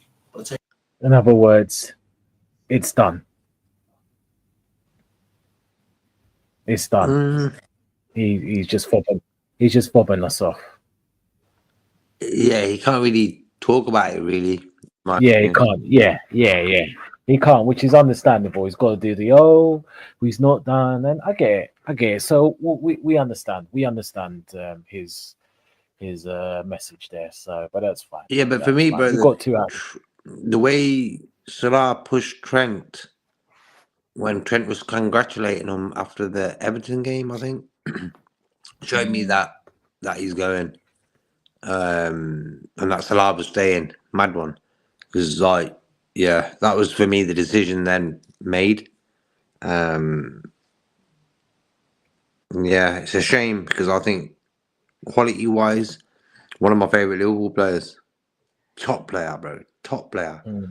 And it's a shame that in the last 3 years, including this season, he hasn't been great. I don't think you could say, he's sort of set the world on fire. Like the way he did when he came on the scene, bro. He changed, people talk about Cafu and whatever right backs changed and changing the game and stuff. But for me, Trent was a guy who came in, and ever since then, a lot of right backs want to play like Trent. Or be like Trent, but I don't think he's kicked on, bro, and that's a shame, man. Yeah, it's a shame, but I don't think that Salah push was him. That he's already made his mind up way before them. But you live in derby decisions, and that's what he's made, and it is what it is. And good lucks. But you're just gonna find out the hard way. But yeah, we'll continue. Take it though, like you did with Mo and with Virgil, you would still hope that Trent would see his future here. Exposure to live firing exercises, heavy machinery, and prolonged time in high noise. For this. Trent is coming back from an injury. He trained with us yesterday, and every time he plays with us and trains with us, he shows his commitment. He shows how hard, he's worked so hard to be back already now. And the moment he's on the pitch, he shows me what a great football player he is and how much he's involved in us trying to achieve our goals this season. He's worked so hard during the whole season and now in his rehab to be back with the team again. And the fans of Liverpool, everyone who watches football for the last 5, 6 or 7 years knows that he's an incredible fullback. Has been an incredible fullback for this football club, and let's see what the future brings. Ready for this weekend, Trent? Not to start, but if today and tomorrow things go well, he might be on the bench, but definitely not start because he's out for 5.5 weeks, and this is today probably his first session with the team. Was Wednesday, I think. He did parts of the team session. So he's not able to start, but hopefully he can be able to join us because for Connor, he's been out for a long time. So for him to play 90 isn't easy as well. So it would be nice if Trent is with us during the weekend. Yes. The goal is obviously to get over the line. What thought have you given that this weekend could be the weekend that you clinch the Premier League title? Again, what do you guys think, JK Lee? I think Slosh just saying there basically, again, we could be completely wrong. He's in the squad and he's going to get a bit of game time.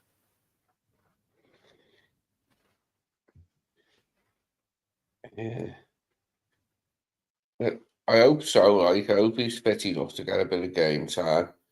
That'll prepare him then for the Spurs game, won't it? Because it'd be Yeah. handy to have them for the Spurs game, like the home game, when we can clinch it. Because it will more than likely be the Spurs game. I don't think Ipswich will win against Arsenal. It would take a bit of a miracle, a minor miracle, wouldn't it, for Ipswich to win? I mean, So I think our first chance at winning it will probably be Spurs, provided we beat Leicester. Like first chance of winning it will be Spurs. Yeah, I'd be okay with that. That'd be a good one because it's a home game, like, and that gives us. I mean, then we've got Chelsea away, we have Arsenal home, Brighton away, and Palace at home as our last four, as confirmed champions. That'd do me fine. As long as we took the last four seriously and tried to win them as well, I'd want that. Yeah, 100%. Lee. All right, I'll just play the whole this press conference and then we'll talk about some of his comments at the end. So I'll just play the whole of it or watch this. My thoughts are not on that at all. My thoughts are all, as always, on Leicester and on our team. How to improve? What can we do better? Many things better in the first half against West Ham. We could do a lot of things better in the second half, working towards Leicester. One game at a time, and influence the one we can influence on, and that's the Leicester game. Yeah. Anna, have you not given it any thought what this weekend might hold and what next weekend might hold? The honest answer is no, but I'm not sure if you believe me, but that is the honest answer. My whole life, I'm living in the moment, in the day, and I'm not looking backwards a lot, and I'm not looking forward a lot, because it's the type of person that I am, that I'm not constantly looking back at what I've achieved at former clubs. Or that is also so difficult in football. People constantly tell you, try to enjoy the whole journey and blah, blah. But the only thing as a manager you're thinking of, during the weekend there's a game coming up as well, and we need to win that, and we need to win the next, and we need to win the next. So maybe that's one of the reasons, because I'm already so long in football that you get used to the fact of living day by day and trying to influence day by day.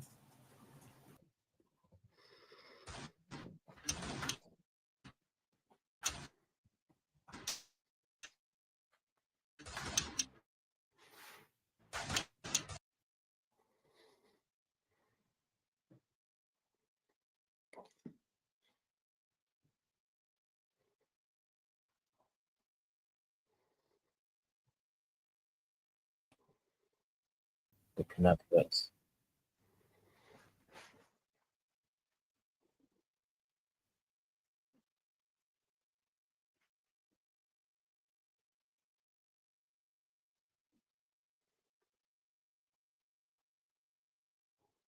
To describe, because you know how important he is when you see him play. So that's what we all see. Everybody has given him compliments over the years so many times about how good he is as a defender. I mostly watch football and looking at ball possession. So he's so good in bringing the ball out from the back. His diagonal passes are, of course, known by everyone towards Mo, but the amount of times he plays balls through the lines, the timing when he passes it, and then the leader he is in and around this AXA training center, that is something I haven't worked with a player like him in terms of leadership. So the energy he brings to the team in every single training session, and how professional he is for himself, but also tries to influence his teammates, especially the younger ones. I think Ryan is a great example of that. He's constantly on him, trying to make him even more of a professional than Ryan already is. But Ryan wasn't used to playing so many games, so he's constantly on him. So he's having a big influence at this club. But the main influence he has is, of course, in the weekend. And that is also the thing he has to focus on mostly. But the good thing with him is he also attributes here at the AXA. And hopefully he can do that in the upcoming 2 seasons as well. Thank you. Thanks, Dad. You say upcoming 2 seasons. I just wonder with Virgil, how long do you think he can play at the very highest level for? In recent years, we've seen Thiago Silva playing at 39 for Chelsea in the Premier League. Has Virgil got the potential to be at that level for many years to come? That is difficult because I can only judge him on the quality he has now. And I'm not an expert in what is then the reason why Thiago could do this and what you need to have to do this. The one thing that first comes to my mind is stay fit. If a player at any age is out for 2 or 3 months, I've noticed that this season even more than the years I've worked at different clubs, because I think here this is the highest level there is in football, the Premier League. And if you're out here for 2 or 3 months, it's quite hard for players to come back immediately to their old level. So my first take is stay fit, and if he would stay fit, I see no reason why he would regress. But and the club as well. Otherwise, we wouldn't have given him a 2-year contract. And a lot of talk among fans about the number 9 position and how different players have played that role this season. I just wonder going forward, what kind of qualities do you want in your number 9, and what would suit your tactics from that position, ideally going forward? You want a difficult answer or a simple answer? Let's go for No, the simple answer is what you want from a number 9: goals. Yeah. That's why you play a forward, not only a winger, but also your number 9. And so he needs to produce goals. And apart from that, I think a number 9, like a right winger, like a midfielder, like a defender, they need to work hard and be part of an intense pressing team. If you look at the teams that are now playing in the semi-final of the Champions League, they are all 11 players that work their ass off. Is that or can I? Yeah, that's still okay. Yeah, apologies for the language. So that is also what I'm expecting from our number 9, that he's part of an intense pressing team. But in the end, it's helpful if the number 9 of Liverpool or at any team in the world scores goals. That was the short answer. Rob, 5 lads. Now that they're both done, Arno, are you able to give us any insight on how impressed you've been with how Mo and Virgil have not let any of the contract talk and obviously what's been going on this season impact?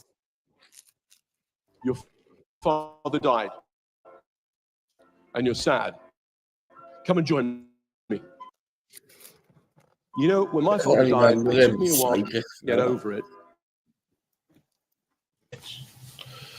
Yeah, but maybe pundits, media always assume that we are so affected by what's been said in the media. But if you are playing so many years at this level, like Virgil and Mo do, I don't think you are affected anymore by what people say. And these 2 players are also not. If they wouldn't get a contract anywhere around the world anymore, it's not like they don't have enough money to do some groceries next season. So probably they're not worried. They're not as worried as you might think they were about their situation. You might give the club some compliments that they paid so well, maybe because they had to play for a contract, which is, I think, not true, because they played 6 years so well when they had a contract. But I think these players are old enough that they are not affected by what's been said in the media. And Virgil's spoken recently about it being a big summer for the club, and you don't often hear that from players, but with his stature within the squad. But how important was that to the 2 of them, Virgil and Mo, that obviously there are those assurances of the club building for the future, of course? Yeah, I think at Liverpool there's always a big summer at a club like this, and it's already a big summer now, because maybe the players don't follow everything what's been said in the media. Me neither, but what I do know, sitting here every time, that it was a big thing. Can we hold on already on 2? It's already a big summer. So let's see what the rest of the summer will bring. But it would be strange for me to say now that I'm not happy with the team we are having, because I've said this for a year. So we are happy with the team we're having. So maybe if we can even keep that team, that would already be a big summer. Carl. On that though, people always say if you stand still, you go backwards in terms of toughness. So how much are you planning for the improvements that have to be made, and where do you think improvements have to be made in this team, which has done so well already this season? Yeah, we've showed the opposite last season because we didn't change anything. So, and I don't think we went downwards. I in general, I agree with you, but there's also lots of study being done. The longer a team plays together, the more success it has. So I think the core of the team you want to keep as long as you can together, as long as they are performing in the best possible way. But it is also in general good to have some new energy in and around the place with one or two new players. That I agree on. But it isn't really a necessity if you look at the quality we have and the quality of a season we've had. Because again, we saw during the week how good of a team Newcastle is. So they're number 3 now. So that they played so well against us in the League Cup final isn't probably not a surprise anymore. And Paris Saint-Germain has been good, but Villa showed, the number 7 at the moment in England, that they can win from Paris Saint-Germain. What a league we are in. No. Hi, Arne. We've spoken over the course of the season about frustration and maybe people focusing on results rather than performances. But in recent weeks, it feels like it's flipped a little bit with lots of pundits talking about Liverpool's performances not being great, maybe calling it a bit of a wobble. But the reality is over the last 6 games, you've actually gained 5 points on Arsenal at this crucial point of the season. Do you think that there's not been enough focus on Liverpool's resilience at this stage of the season? That's difficult to judge because I don't follow everything what's being said. What I see is that indeed, I think we've won 5 out of the last 6 games. And what I've seen is during the whole season, I've said this, I think, multiple times, the first 32 games we've played in the Premier League were apart from 3 or 4, they were all tough. But when you look at the results, I think we've won many games with 1 or 2 goals difference, and only 2 or 3 with more than 2 goals difference. So that tells you that it is a very good league we are in, and how hard it is to win a game of football. And I'm not bothered by opinions of pundits. That's where they are for. They need to have an opinion. And yes, we didn't play well the second half against West Ham. So if they tell we didn't play well the second half against West Ham, I have to totally agree with them. But let's look back at Wolves away. We didn't play well for 90 minutes, and that was the start of the season. So it's not the first time that we don't play well. Wolves at home, second half performance, not 1 shot on target. So I think you can look at it both ways. You can see it as a big compliment that you then are where you are in the league, where we are. Or you say it's not the team like City that was at halftime last season, either 2-0 up, either 3-0 up, or 4-0 up. Yeah. That would be the next step for us.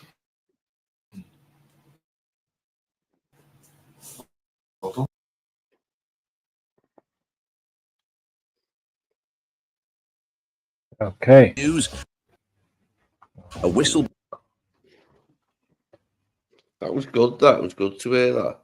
Okay, so that's all done. Yeah.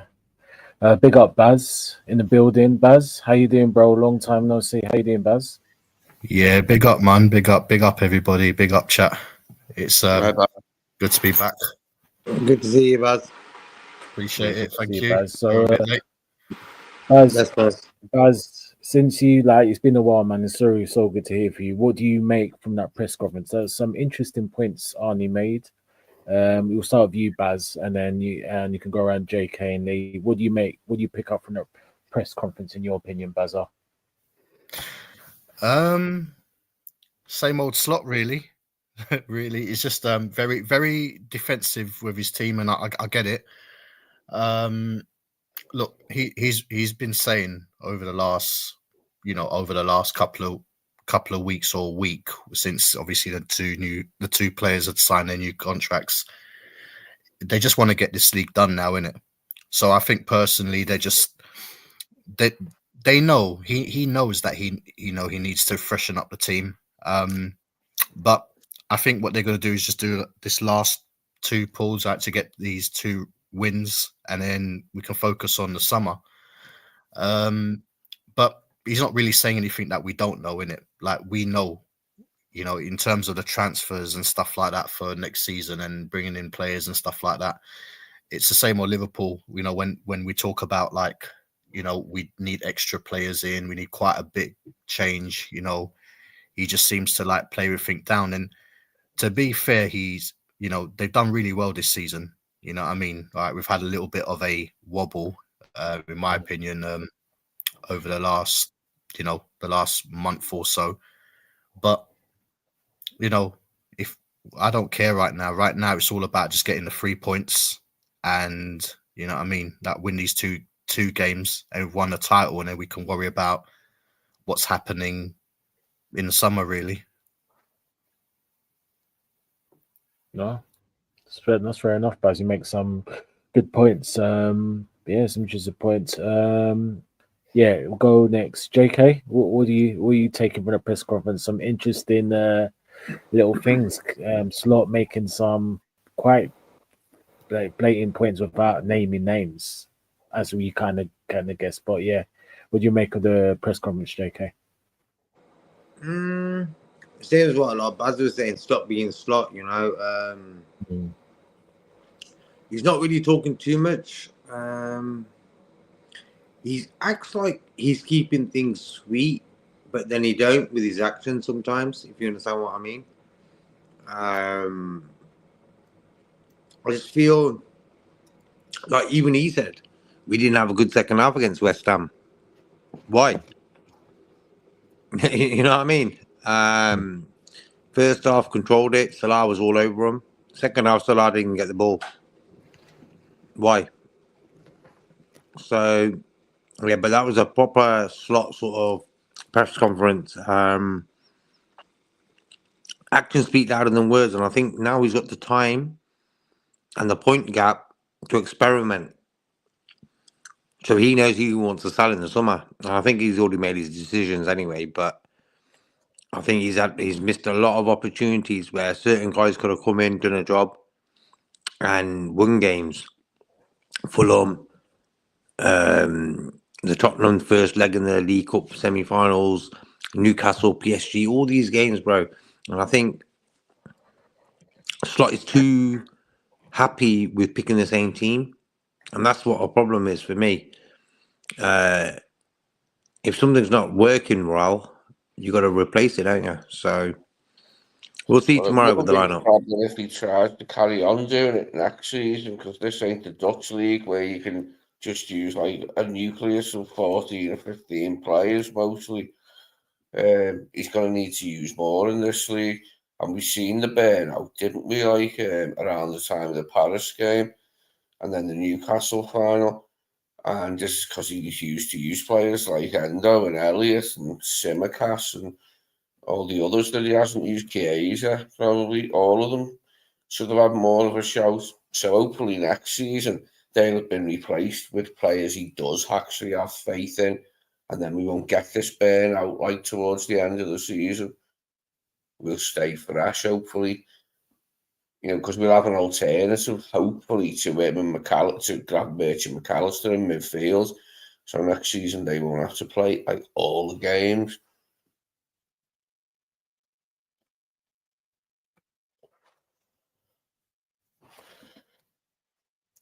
No. Don't know what he's going to do with Szoboszlai now.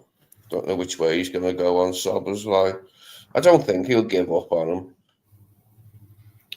I think that's been one of his problems this season. He's not been giving players, you know, opportunities like your Harvey Elliott's, your Endos.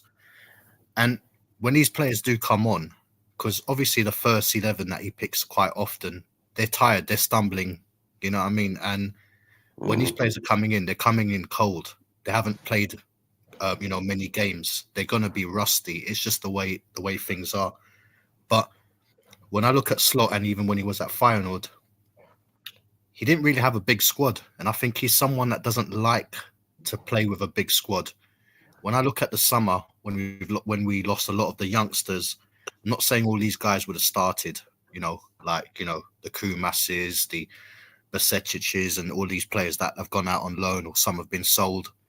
it's clear that he doesn't want a big squad, and he's got certain players he trusts, and there's certain players that he still doesn't trust, or there's players that he just doesn't want. And it's his first season. He's won. We've won the league. We're nearly there. He's an unknown entity. Personally, I'd like to see a little bit more urgency. But this is the way he plays, and sometimes it's important not to show all your cards in one season. Maybe next year we might have a different way of playing. So yeah, anything's possible. Anything's possible. But right now, if you ask me, it's all about getting the 3 points now. I mean, if we're talking about performances, the players are knackered. You can see it. Like, Salah's not been great the last few games. All right, he created an assist the other day, but over the last couple of months, he's been quite poor, to be fair. And people like even your Van Dijks, who've been absolute gems and brilliant for Liverpool, even they've been making mistakes at the back. Him and Konate. Gravenberch doesn't look half the player he was in the beginning of the season because they're all knackered. And it's been a long season. But with additions next year, and more rotation, we should be okay.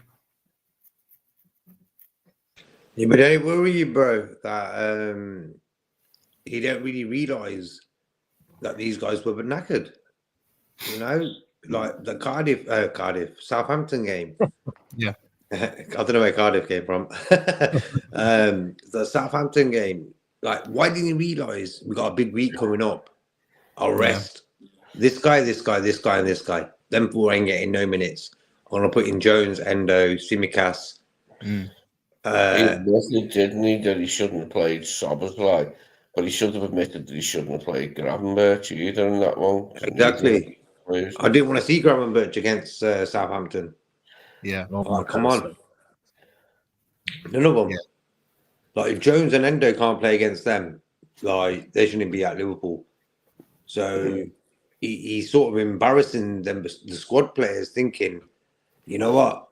You lot ain't good enough to beat these lot. Hence why I'm starting Szoboszlai and Gravenberch. Like, come on, man. Yeah, I mean, the thing is, like, it's difficult because, like I was watching earlier on when I saw Chiesa being selected to lead the line. Chiesa's been brilliant, over the last month or so when he has come on and he's done bit parts and stuff like that. I think to the next couple of games, it's obviously important to win the league, but it's vitally important that he starts blooding in some of the players for next season, because the season's already done now. You know what I mean? Mm-hmm. So we do need to bring in. If you're not going to keep Chiesa, then all right, fine, I get it. You just ain't going to see Chiesa next summer. Let's don't play him. But you know what? You got to give your Endos an opportunity, your Harvey Elliott's an opportunity, even little Rio in the reserves. He needs to be getting games because he's one of those players that can just make a difference next year. Because when you're looking at a lot of people talking about like there's going to be like so many players coming in, I don't think there's going to be many players coming in. Exactly. But it'd be nice. Yeah, it would be nice to like bring in someone like Rio, because that boy's got talent, and I think he needs to get more opportunities in the first team to get chances. And I think it can start at the, towards the, if we win these next two games, we need to give these players opportunities and see what we really got to work with next season. It's true what you're saying, because is it like stubbornness, or is it like me, you, Nalante and Lee all would choose Chiesa to start tomorrow, yeah? Yeah. Okay. Mm-hmm. So that's just us four. Yeah. Norman would, whoever else is in the chat, they probably all agree with us. So all of us can agree as Liverpool fans for over, if we put all our years together, 100 years, work that out? How come he can't work that out? So what seems to be the problem there? Because every time I see Chiesa on videos and stuff, bro, the guy's got a grin from left to right. You know what I mean? His ears like proper smiling, not pissed off, like he's just getting on with it. And I'm thinking, what is wrong with Slot? Like, this is really worrying me about the future about Liverpool. You know, I haven't moaned about Slot all season. And in the last weeks, I've moaned about Szoboszlai and Slot the most. Like, I never moan about Liverpool players and the manager. Never done it. But for me, this last few weeks, I just realised because we've had like one game every week, that gap's there now. So you got time to think about it and stuff. I just realised that Slot sort of messed our season up. Even though he's won us the Premier League, he could have really done really well this season. He could have beat Newcastle and he could have beat PSG. Do you know what? We've got like maybe because of dropped a few points in the lead up to Paris, like, you know, rested players. But, you know, he just didn't do that, did he? He just went full steam ahead with the same players all the way to Paris, and then that was it then, really, wasn't it? Before that, like, we looked okay, didn't we? Although we were showing a few signs of, like, you know, I mean, well, like you just said, the Southampton game was immediately before that, wasn't it? We weren't very good in that. Went behind, didn't we? He's made mistakes. He has made mistakes, and that you know, leading up to the Paris game, and then obviously in the Carling Cup, he played the same old system, the same players, and he did make that mistake. Let's not get it twisted. But I think this is his first season.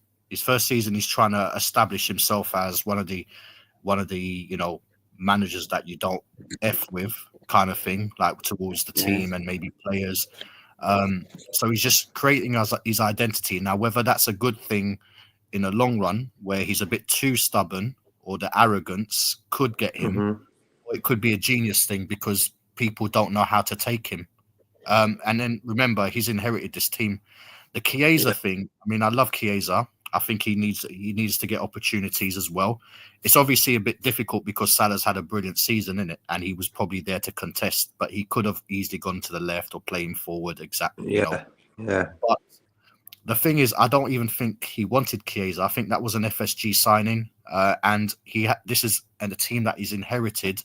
That's not his. This team, he's got this team from Jurgen Klopp. They can play obviously the heavy metal football, and they play better when they do, because that's how this team's been over the last few years. This slow, passive play is not really a Liverpool way. However, it's won us a title. It's bringing us number 20. I think we need to judge him when he has actually brought some of his players in, and once he's brought some of his players in, then we can actually judge him. But right now, you know, I've got the Ancelotti eyebrow, you know, just slightly raised with you know, little things that he's been doing. But I think one thing he'll understand quickly, it's league. You can't just play the same old 11 and a small squad. You need to rotate more. We will see that maybe next season, because next season the other teams are going to be strengthening. They're going to be a lot stronger. You know, we've got some of our core players, but our core players are in their 30s now. So he's going to need to quickly get himself ready for next year, because next year people are going to, you know, will be watching us. We're obviously reigning champions, and then, you know, we need to step up, and he needs to get his act together. That's true. It's true what you're saying, but I think, you know, if you're giving the Liverpool squad, when you walk into that Liverpool job, you're not going to really moan. Hence why when everyone says, oh, he needs to get his players in, that's like, it's sort of an excuse. Like, I feel Chiesa, Elliott, Jones, Darwin, Jota are a good subs bench when you consider the Premier League. It's a good subs bench, and like, I think he just picks the first 11 because then no one can point the finger at him. What did you pick Endo instead of Gravenberch against PSG? You know what I mean, bro? Imagine he picked Endo instead of Gravenberch for the PSG game because he knew Gravenberch is knackered Yeah. and we lost. You Do know you what I know mean? do you know what it is, bro? Sorry to cut you. I think what it is, even though Jurgen Klopp's bought Gravenberch in, Gravenberch was obviously, look, he could have even been sold this summer. I mean, last summer. Do you know what I mean? Because we just didn't know what was going on with him. Is he one of those guys that's gonna, that's gonna make it? Is he gonna find it too difficult? We don't know in training and stuff. But Gravenberch was probably one of his signings, if you know what I mean. Even though, like I said, Klopp bought him, it's like a new signing. When you look at Gravenberch, he was like a new signing this season, isn't it? So Yeah. that's an example of players that he likes and he thinks they're integral to the part, and that's why he's played him. I do get what you're saying in terms of like Endo. Endo could have made a big difference because obviously when you've got knackered players out there, you're not going to be able to run. You're going to get injuries and stuff like that. And yeah, this is the stubbornness that I think this guy needs to, obviously the manager needs to pattern up with. And I think he will, because this league is not forgiving, especially Liverpool fans don't like losing at Wembley. You understand? We've lost one already against Newcastle. And I think, next year, if, we've had a great year, but next year, if we carry on like this, we'll lose maybe 2-3 games in a row, and you'll see how quickly things start to get a bit dirty, and he will see. At the moment, he's had a clear run on everything, apart from obviously the Champions League to a good PSG team, and quite frankly, a Newcastle team that wanted it more than Liverpool. Simple. And and if we had fresh players against Newcastle, we'd have won that. PSG, you could probably argue we were a better team in the end, but we just didn't have the quality. And obviously with tired players as well, it wasn't going to happen. Cool. All right. Cool. All right. I'm just going to read some of the chats because we've got quite a few chats to go through, and then we'll just get back to Arne. Jim Prescott just got other questions because some interesting things. So, Walgar, Uncle Rods, you there? You there, Virgin? Well gone for you, Uncle Rods. Hope you're blessed still. Bless Uncle Rods. Bless Uncle Rods. That's from you, Baz, to Norm, which is fine. Okay, just hello there. I think yes. I'm not sure, Dustin, because we've gone through. I'm not sure, but apologies, Dustin. I think what you're apparently think yes, maybe Jones in the 11. Norm says there can't be no excuses. Oh yeah, I think I read that. Yeah, that's fine. I think we read that as well from Norm. Yeah, we start from here. So I think what we have to do as a club is assume other teams will get better, and that means we have to get better also. So what we have won now won't be enough next season. So hopefully we address that. Ballers FC, we need to play football after we score the first goal and not sit back and pass the ball around the back. Facts. Norman. Spot on. Yes. Agrees.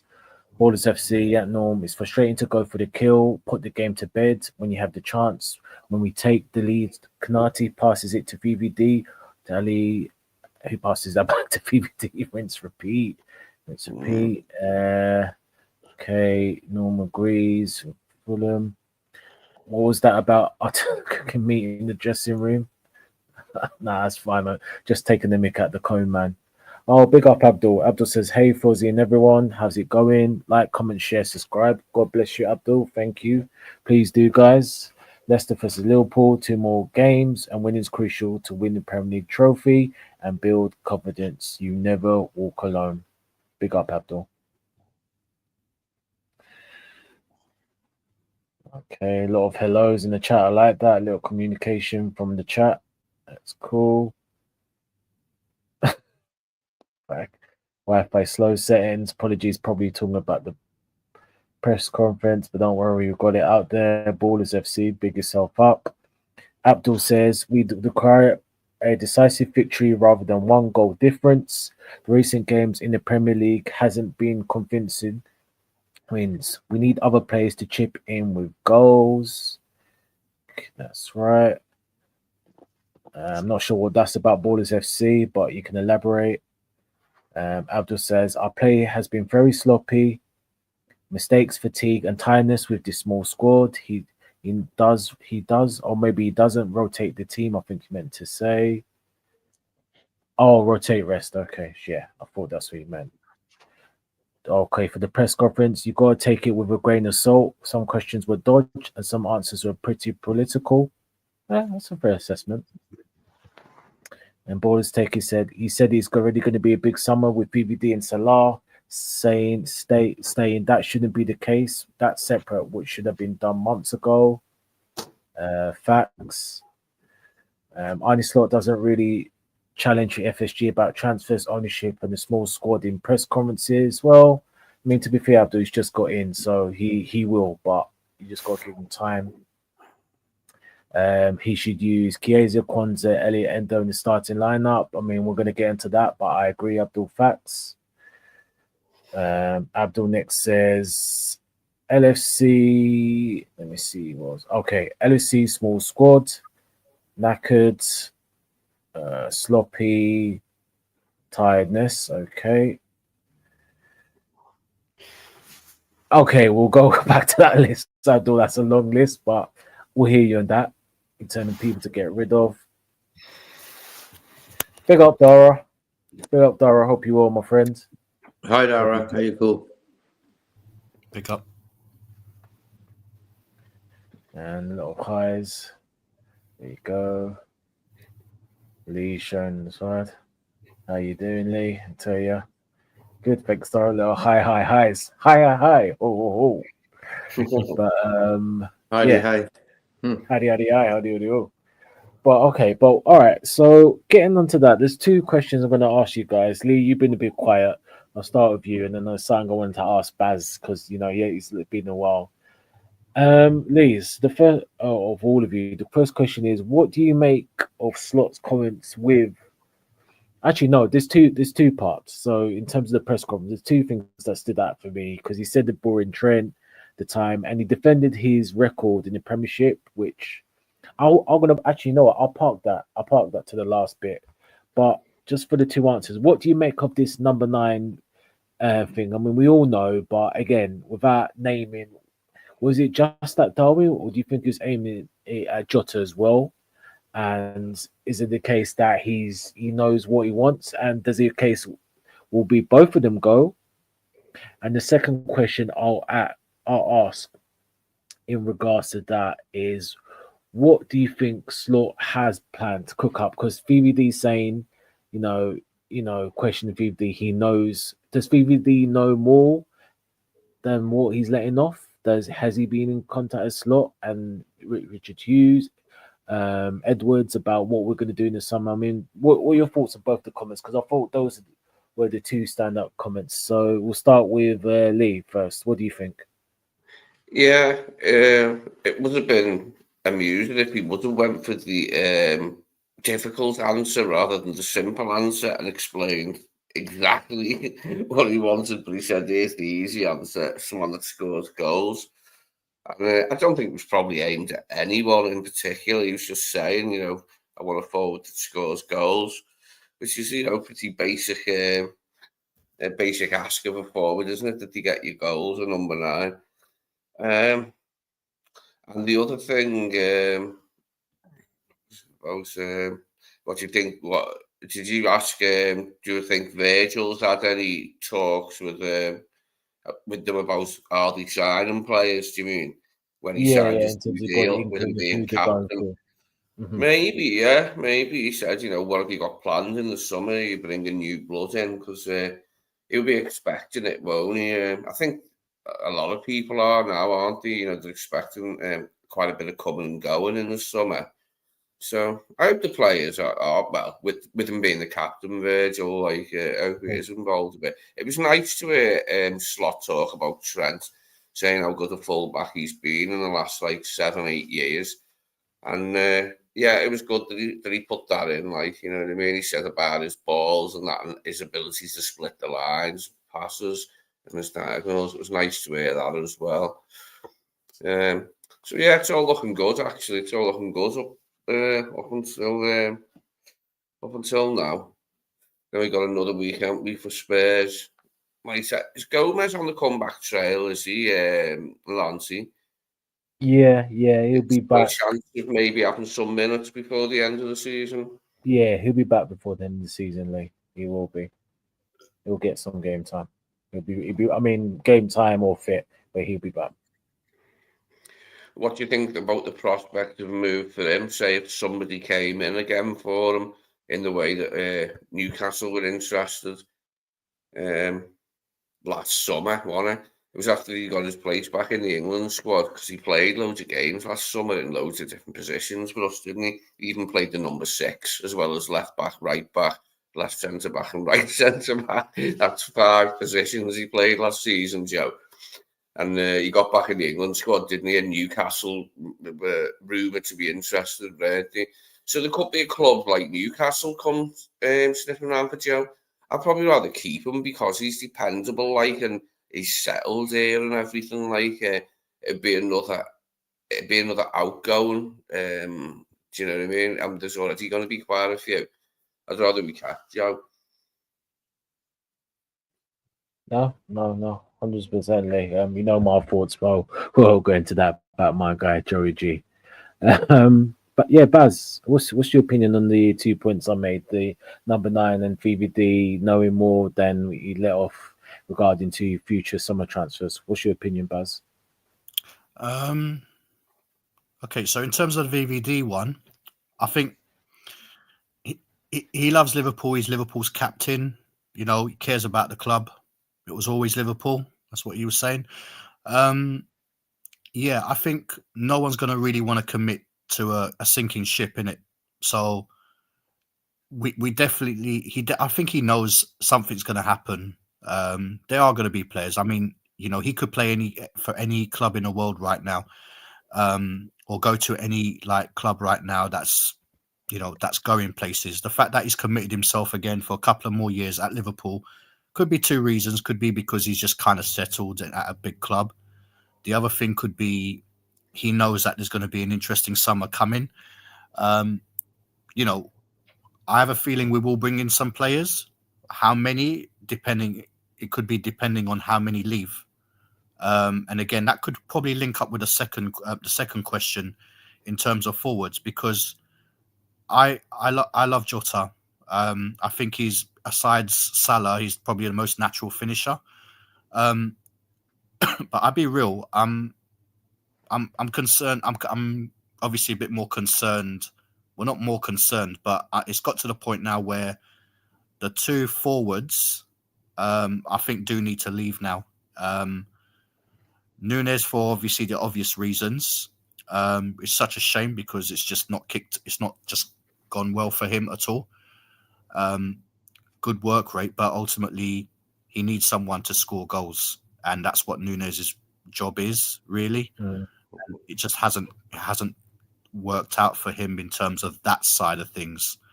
Jota, like I say, he started off well this season, but Jota's the same old story, unfortunately. Brilliant player, went on his day, but not reliable. Not reliable at all. And yeah, I mean, so yeah, in terms of the Van Dijk thing, I'm pretty sure, he knows players are going to be coming in. And I think the players that come in, they probably told him, depending on things, because people like Diaz, there's question marks on that, whether he's staying or whether he's going. Same thing with Chiesa. We've probably got replacement for him already, and I would imagine that would be Harvey Elliott, even though that's not what we want. And then obviously, if you're gonna lose strikers, 1 or 2, depending on those 2 I've just mentioned, someone's got to be brought in. So he knows something, but obviously he can't come out and just say anything. He's not the manager in it, really, and it's not his place to say it. But yeah, so, and in terms of strikers, yeah, like I said, he needs players to score goals up front. And when you look at it, Salah's the one that's been scoring most of our goals this season. There has been a few, with Gakpo and stuff like that and whatnot. But, when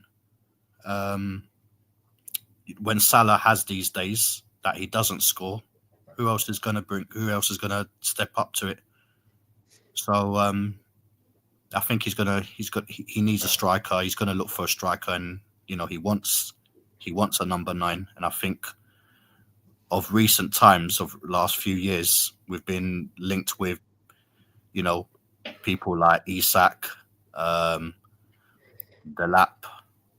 what's the other guy? Gerkes, and what's that one that's at Eintracht Frankfurt right now? Oh, Ekitike, yeah. So the fact that we've been linked with these strikers, and they're like a little list that's just kind of pulled in every week. One of these guys will probably be joining. Wouldn't mind having a choice of 2 different centre forwards next season instead of Nunes and Jota. So have 2 totally new players in that position. That would be excellent. The thing with that would be a good thing to have 2 fresh players. But again, it's going to be difficult. I don't know if we're going to get Isak. I'd love Isak. That's my number 1 choice. Yeah, same. Yeah. But if you bring in someone like Delap, who's got like a not a big release clause, he's all right, he plays in the Premiership, but there's no guarantees with him. It's his breakout season this year at Ipswich. Yeah, can't be number 1. Exactly, and if we get someone like Ekitike or Gerkes, then there's question marks here because they might not be successful in it. I mean, we've seen the struggles, with Nunes coming in from the Portuguese league, and Gerkes plays in Portugal as well, so there could be an issue there. Ekitike, I don't know. I mean, I don't know. I'll be real. I don't know too much about him, but I know he was playing with the guy that went to Man City that we were linked with, the Egyptian guy. Marmoush. Yeah. Everything Frankfurt. Yeah, they've done well this season. Yeah, so I'm not sure what his thing is. And Dara has mentioned Cunha. Cunha's a brilliant player. He's another one that would be. He's my choice because of his price. And I think Ekitike as well. If we could have the 2 of them, that'd be. If Ekitike could be signed without having to be the number 1, that was just somebody who played some of the games rather than all of them. I think that could be all right. He's only young, isn't he? That's what I mean. He's only young, Ekitike. He's only like 21, I think, Ekitike. 22. You see, the thing is that these two, like Delap and Ekitike, they're quite young, and I don't know about you guys, but I'm getting to that point where I'm kind of fed up of buying players for the future. The one for the future quotes. Yeah. We need players to perform as soon as they come. That's what we're about now because we're reigning champions. We need to next season get the season going. The real deal. Yeah. Sign players like our champions. I mean, that are ready. You seen it, bro. Yeah, you seen how we buy Adrian and Harvey Elliott after we win the Champions League. These owners are not going to back this guy. That's why I'm not getting excited for this summer. A lot of ever since the league's been wrapped up, a lot of content creators and people on Twitter and stuff just writing Liverpool are after this guy, and this guy. Liverpool don't really let out who they're after. You know what I mean? So Botzolai, no one knew we were going to get that guy. Boom, we got him. It's just like I just don't feel we're going to go big. We got rid of a lot of players last summer, youth players. And we bought in quite a bit of money. Cavallo went, Vandenberg, all of them. Bang. We got Chiesa in. And even if we sell Chiesa now, bro, we got him for 10.5 million. They'll get 20 million for him from AC Milan or somewhere. Yeah. No problem. So they've made they'll make a 10 million profit on him or something, I'll tell you one position I know we definitely will be. We'll get the Bournemouth left back. Yeah.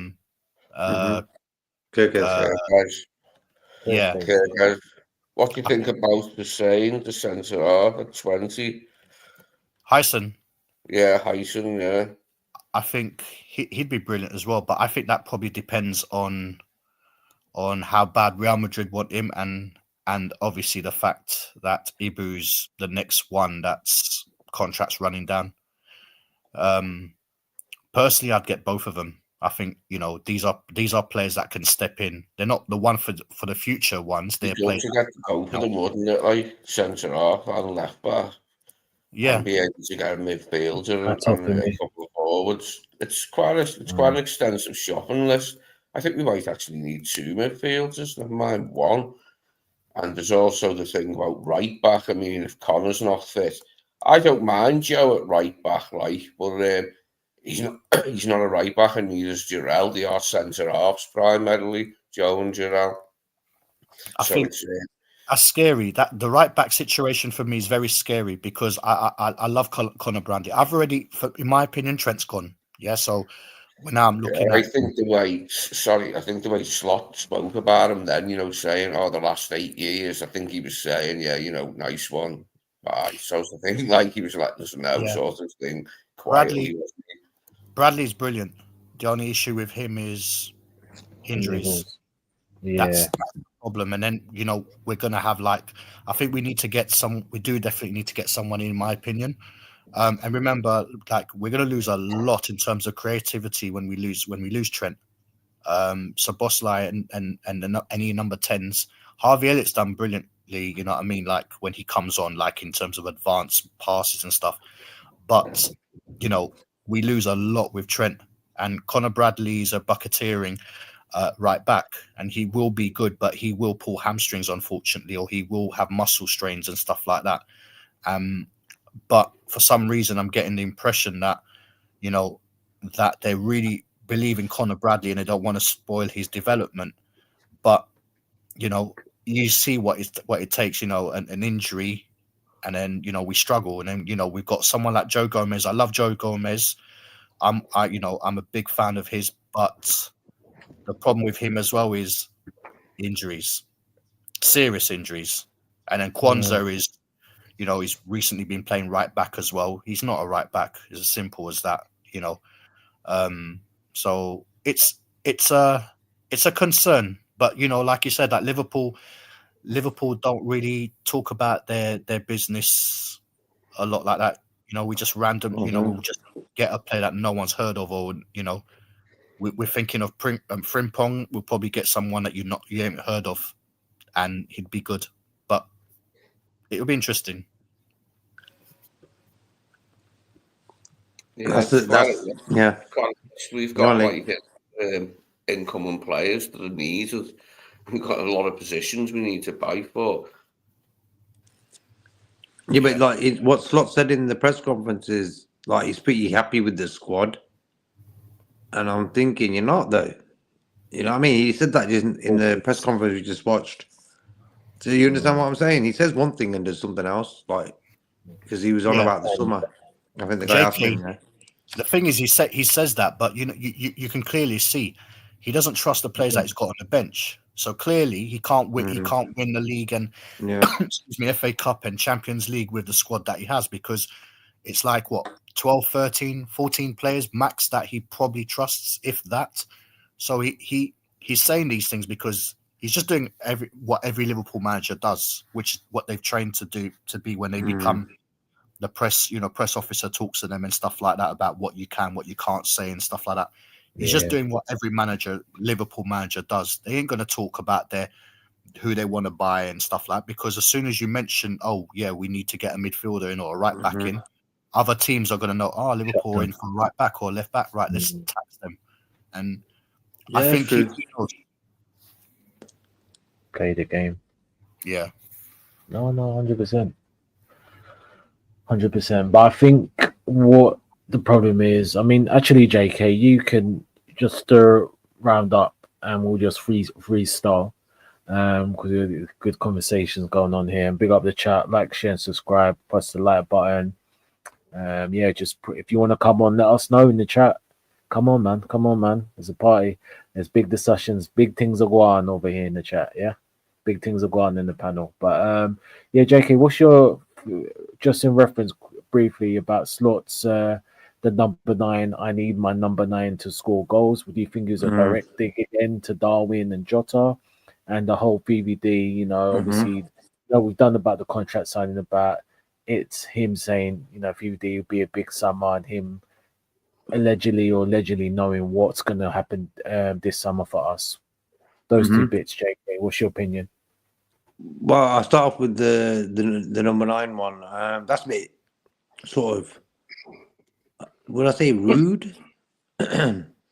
Bit cheeky and rude for me, that comment. You're playing a guy, Jota, 3, 4, 5 games after each other, and he's not scoring. So why is he saying that? Like for me, if I'm a Liverpool manager, I'm treating the players like family, and you don't badmouth your family. So comments like that, they're a bit cheeky for me. Like you got Darwin Núñez there, and I've said this already about pre-PSG Newcastle game. Goal, he got an assist, goal, won a penalty in 2 games, and then you don't play him again. So no wonder he's number 9 ain't scoring goals, because he ain't consistent. He got 6, 7, 8, 9 games after each other. I've had it in his career at Liverpool. So comments like that, I'm not a big fan of. And then the other topic about Van Dijk and saying about, for me, I think Baz knocked the nail on the head. Salah and Van Dijk won't stay or wouldn't stay if they thought this club ain't the same as it was, or you know what I mean? Like they're still the club I signed for and I want to stay here.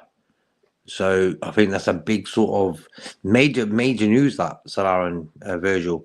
And I think Virgil, they may have promised him because he's captain, and maybe talked to him privately because he's captain, that, you know what, we're going to go sort of big in the summer. They could do this. They could say this to him, you know, we're going to get this guy in, and a DM to help you out. So there could be promises made to them players that we're going to get new guys in. So it's going to be interesting, but I don't really want to get really excited about it, because the amount of times we've been let down, especially this January window just gone, last season's January window as well, 2 signings needed to win the Premier League or Champions League or whatever it was, you know, and we didn't do it. So for me, I'm not going OTT with, we're going to get this guy, with a lot of Liverpool fans are doing right now on Twitter. You know, so yeah. And you know what it is as well, though? We were selling half our squad about 3-4 months ago, bro. The amount of people, we're going to get rid of this guy. I'm like, yo, what's going on now? We were going to win the league, and everyone's getting rid of all the players who are going to win us that league, or played a part. I wouldn't say win us the league like 100%, because they ain't really had that many games. But yeah, that's next season. Yeah. Next season for me is important. How much money they're going to stump up FSG to put with the money that we bring in for like Núñez from wherever, Saudi or whatever, and the other players that leave for fees. Depends how much they're going to put with that, because they're going to have money to it. We need players anyway, regardless. Okay, we've won the league, everyone knows that, but we can be so much better, and we'll have to be so much better next season to get a similar result in terms of winning the league. Just drastic action needs taken. Like there needs to be a lot of income on us, doesn't there, in the summer? At least 6, I'd say we need. Yeah. Don't know if we'll get 6. Like maybe we get a couple less and then get 2 in January, mate, something like that. But we do need the players. We need them, don't we? I think what we're going to see is players. We'll probably get like maybe a left back in, maybe a striker in. I think that's what you're going to see. Maybe 2 players coming in, and like I said, I think if someone like Núñez goes, then obviously they'll get a striker in. If someone like a Diaz goes, we'll bring a winger in. I think it'll be based on sales as well. I think they will probably spend in excess of about 100 million to 150 million on a couple of players, You know, when we talk about Isak's gonna run us at least 120 to 150 million. And I don't think we will just spend that on one player when considering we got a left back to cover, maybe a right back, maybe a DM. Or, we need a DM, don't we? Someone will allow Gravenberch to rest, and someone that can also play with Gravenberch. I don't know who we get. Like people say, Angelo still is good and that he's a good passer. Maybe he'd be more Slot's idea of somebody in that position. Because he's just got no faith in Endo. Endo's just had nothing, has he? He had about 4 minutes, like last time he come on, didn't he? He's just not getting used. So we're going to need a player, aren't we, in that position in the summer? Big time. We need it, don't we? We haven't got it. Something we need. I think we need another midfielder too. Maybe he'll bring Bajcetic back from his loan and give him a shot. But we need more bodies in there for next season, so we're not over-reliant on the same 3 midfielders again in the same way. There has to be income, surely. We've got cases, but I mean, Elliott's another one. Elliott's like Endo, he's just had no minutes, like. Yeah. We've got the midfielders, and again, I think at the start of the season, people were at least saying about the Subimendi train. We've got midfielders. It's just a case of who we get rid of. Because I was saying that our squad is quite full, rampacked at the start of this season. It's just that if you want to buy this midfielder, you're going to get rid of someone. Hence, Subi was meant to be the guy come in, and if he would have come in, Endo would have left. But it didn't happen. And I say this again, look, regardless of whether Slot rates or not rates these players, you got to put your pride. Your pride has to come off the table. At the end of the day, look, the Endos, the Elliots, the Kwanzas, etc. These guys they're not bums, as some Liverpool fans would say. You know, and you say, oh, he's rubbish, get him out of the club. They've got body of works. I mean, even Chiesa, and I know, Baz, you did mention about Chiesa, you don't think he was a signing, but at the same time, he's the head coach. So if he doesn't want him, he can say to FSG or Edwards and say, no, I don't want him. Now, he might not have been his first choice. That's fine. He could have just said, you know what, I don't want Chiesa. But he obviously... sorry to cut you, but you're 100% right in this, yeah? But, you know, there's ways that you can prove that. Look, Chiesa... When I look at Chiesa's... his you know, what he's done over this season, yeah? He hasn't been bad. Yes, he's been rusty, but that's only surface rust on a brake disc on a car. You might have a good brake disc, but the car's just been sitting there. Yeah. He's had maybe a few little niggles here and there in the beginning. Yeah. But over the last few months, he hasn't been injured. He's just not been selected. And I think, and when he's come on, he's been okay. But why do you think Slot's not picked him? Because he don't rate him. And he's probably showing that, you know what, you can bring who you want in. But if I don't want the player, I ain't playing him. And when you see Chiesa's come in for desperate measures, like against Newcastle and against, you know, the teams that we've drawn or we've been losing on recently, he's just brought on every bloody forward. It's just a desperate thing with Chiesa. So that's why I think that he doesn't rate him and he doesn't want him. But he's like, well, I've got a striker on. If I don't put him, you know, I might not get a goal. So he's the only forward, and it's like, you know what, just come on, bros. I don't rate you, but you know what, maybe you'll score a goal. See, that's another player that needs replacing then if he won't play him.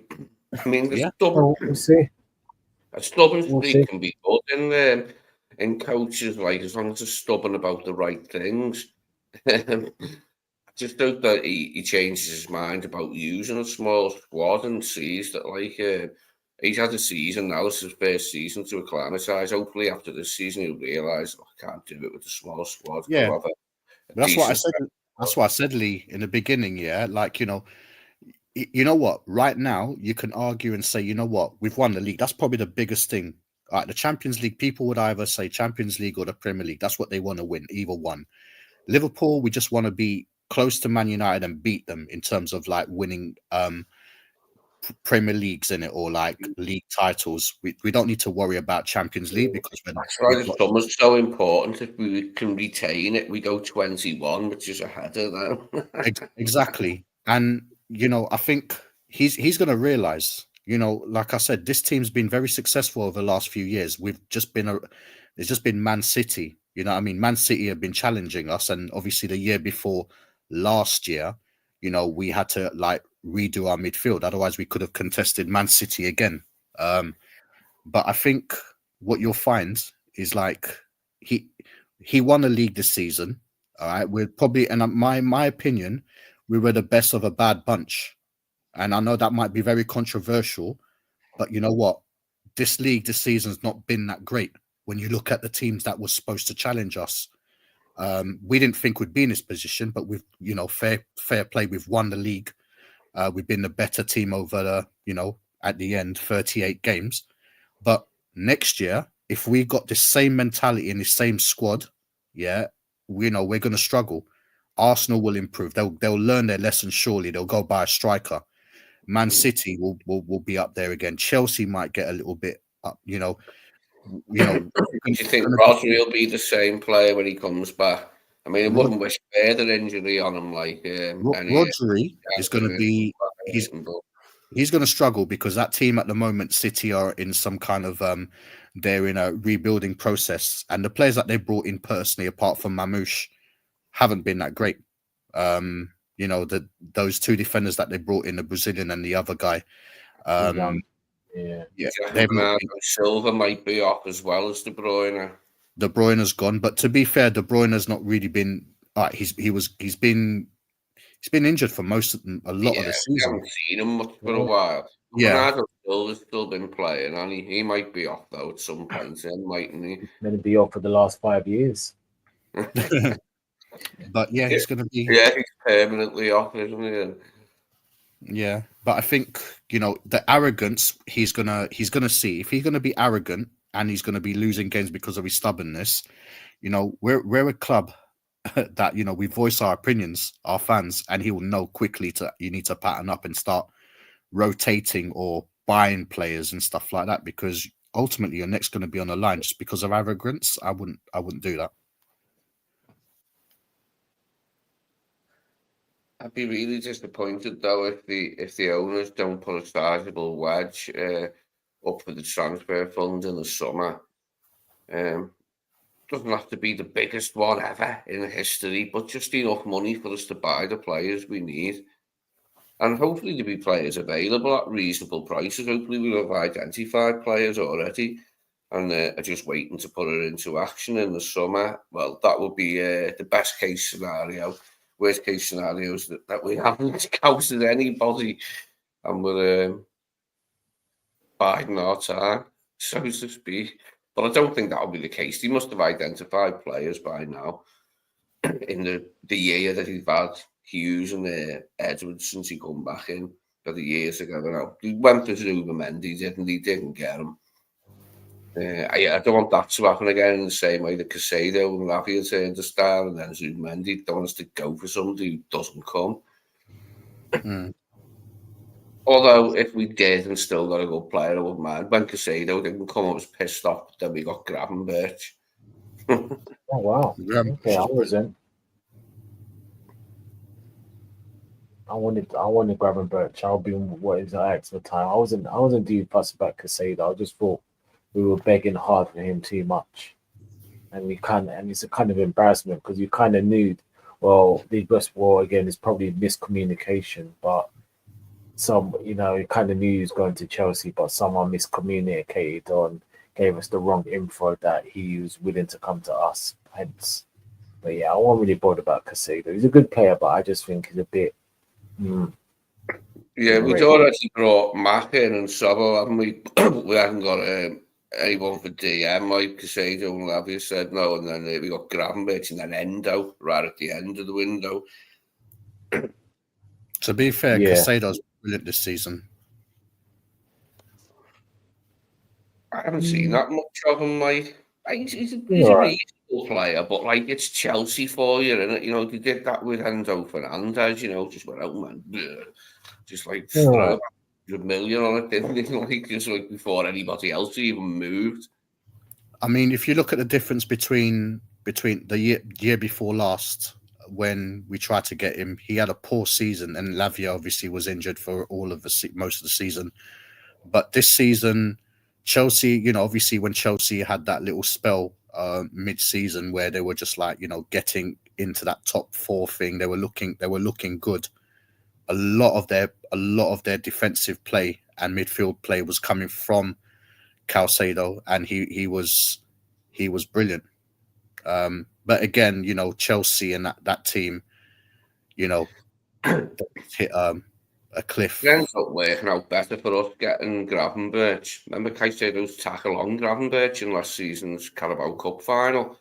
Yeah. Took him off the pitch. It was a nasty one, that one. He should have got carded for that. I can't believe he didn't get carded for it. Anyways. Gravenberch is my bet. I said this when you know, just before we signed him. I called him the cheap Jude Bellingham's a cheap Jude Bellingham. I know he doesn't play like Jude Bellingham, but I mean, this guy's still so young. He's what, 22? Is he 22, 23? Yeah. 22. Yeah, fast. Yeah, 22. Yeah, and you know what? This guy was a captain for Ajax. He played in an advanced role. He played in the midfield, and he's played this season. He's played in that DM role extremely well for nearly a whole season. Yeah, and it's only natural he's not struggle, but obviously get tired because he's not been rotated. He's played nearly every game. That's why. Yeah. It hasn't looked great when he's gone off the pitch in games. Like, we do need a player in there. Yeah, but there has been times that he's, again, and I get it's through the fatigue that he's been poor, really, really, really poor on his bad days. But he's another one that next year I'm going to be expecting a lot more from. Not that because that he's not done well this season, because he's done brilliantly well. But he needs to kick on a little bit more, I feel. I think that turn that he does, you know, it's brilliant when it comes on, when it comes off. But as we just said, he still is quite young for the midfielder. It's just that he's been around a very long time because he's been, you know, playing first team football for ages, only since he was 17. So he's been around. He's been around. To be fair, remember when he was at Bayern Munich, he barely got a kick. Yeah. Last year he barely got a kick at Liverpool, and only this season he's like literally you might as well say like 2 years he's barely had a game. Yes, he's young, but you know it's taken his toll over these 2 years. Like literally this season he couldn't really fully last the whole season, because if I really examine his performance, it's been since Christmas. Like from obviously the start of the season till Christmas, he's been brilliant, and after Christmas, he's been very poor because he's just ain't got the energy anymore. Yeah, it's clear that we need an alternative to him, someone that Slot will play, just so he doesn't have to play all the time. But yeah, you're right. Like you know, he hadn't played. He played a bit of football for us last season, didn't he? Yeah, not loads. He played quite a few games. Cups. Sorry for the injuries, but yeah, Slot's impact, Slot's incoming has just changed things massively for him. All of a sudden, he's just like, you know, so pivotal for us, isn't he? After not playing much last season and not playing at all, really, for Munich in his final season. You've got me right. If we got Zubimendi, all right, you wouldn't see Gravenberch this season. That's what was a bit of a worry, because Gravenberch is a brilliant player and we've seen it obviously. But could you imagine if we did get Zubimendi this season? Where will Gravenberch actually play? Would they put McAllister maybe on the advanced 10 and then put Gravenberch in where McAllister is with Zubimendi? Yeah, I think that could work with Zubimendi, Gravenberch and McAllister. It's a shame if Arsenal do get it. Sounds like the go now, doesn't it? So I don't think they are, you know. I think Madrid will get him. Okay. No. I don't wonder if we went back in, would he reconsider then if we went back in after winning the league? Mind I you, would- saying that they could win the Champions League, couldn't they, Arsenal? That'd probably definitely hurry his ass Oh, up. don't even think about that. Yeah, I don't even want to think about that. But I feel a blot in the scene. I think Zubimendi's one them teases. I mean, like he you know, Arsenal tried to get him before, he turned them down. Man City tried to get him, he turned them down. Liverpool, he toyed with us again, he turned us down. Yeah. And then all of a sudden in January, Arsenal have agreed, to get him. I don't think that's this. I think this guy just really doesn't want to play in England. I think if he gets a move, he's gonna go to Madrid. And to be fair, I think if they lose Carlo Ancelotti, there's going to be some structure going on at Madrid, and I have a feeling that he'll be at Madrid and he'll think, "Yep, perfect. That's in Spain. I don't really want to leave Spain, and stuff like that. If he plays for Real Madrid, then what better team you can go to? Like in terms of your country, Madrid are the team. Yeah. Yeah. I think, Rodri wouldn't be available to City, so his number 2 to the national side is Zubimendi, and it will be it probably could happen, gonna, because we've got rid of Kroos, haven't we now, and Modric is nearly done, isn't he? So they do need probably to bring. I mean, they've got Camavinga and Tchouaméni, haven't they, and other midfielders still, but they'll probably be looking for midfielders, won't they? I wouldn't be surprised if they did look at Zubimendi. Yeah, I think they will. For some reason, I just don't see Arsenal getting him. I think they're gonna be heavily disappointed. They were laughing at us, Arsenal, innit, when we didn't get Zubimendi, and then obviously, they made it such a big deal when they said, yeah, something was being agreed. I don't know. Like I said, I just feel that he's going to break their hearts as well, and I think something needs to happen at Madrid, and I think like with the Modric thing, I think he'll be the perfect one, because Madrid, they don't tend to spend money on big players, isn't it? Like, obviously they got Mbappe for nothing. They'll probably get Trent for nothing, but they will have to spend something because their fans won't like it. Yeah, they got Rudiger for nothing, didn't they? Yeah, Spanish international like Zubimendi, that's got Madrid all over it for me. They had to pay for the centre half from Benfica. What's his name? One who's been out injured. Who's their centre half? Milito. Yeah. The Brazilian. Yeah. Milito or something like that, is it? Yeah. Real Madrid centre back. Yeah, Milito. Yeah. Yeah. Remember, Zubimendi's only. Adam Militao, that's it. Yeah, Militao. Yeah. They bought him off Benfica for a few bob. Wasn't loads, was it? I think he paid about 30 million or something for Adam Militao. And that's exactly how much Zubimendi is going to cost. He's not going to cost like 100 million quid. So he's going to, his release thing is I think it's about 30, 35, 38 million, 40 million, something like that. So it's not a big deal for a Spanish international DM. So they'll get him because he's a premium player. Valverde's a class player, and he can play all over the place. Yeah.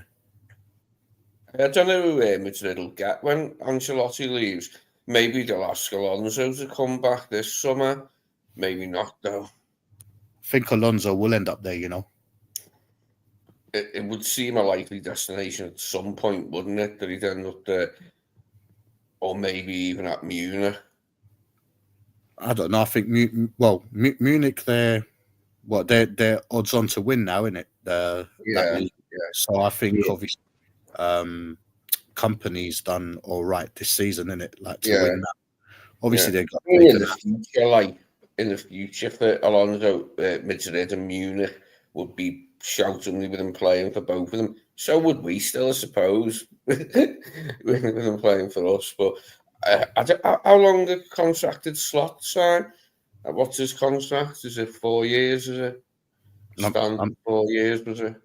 Yeah, I'm not sure. I don't know. I don't see Alonso. I don't see Alonso managing Liverpool for some reason. I don't know. It's a weird one.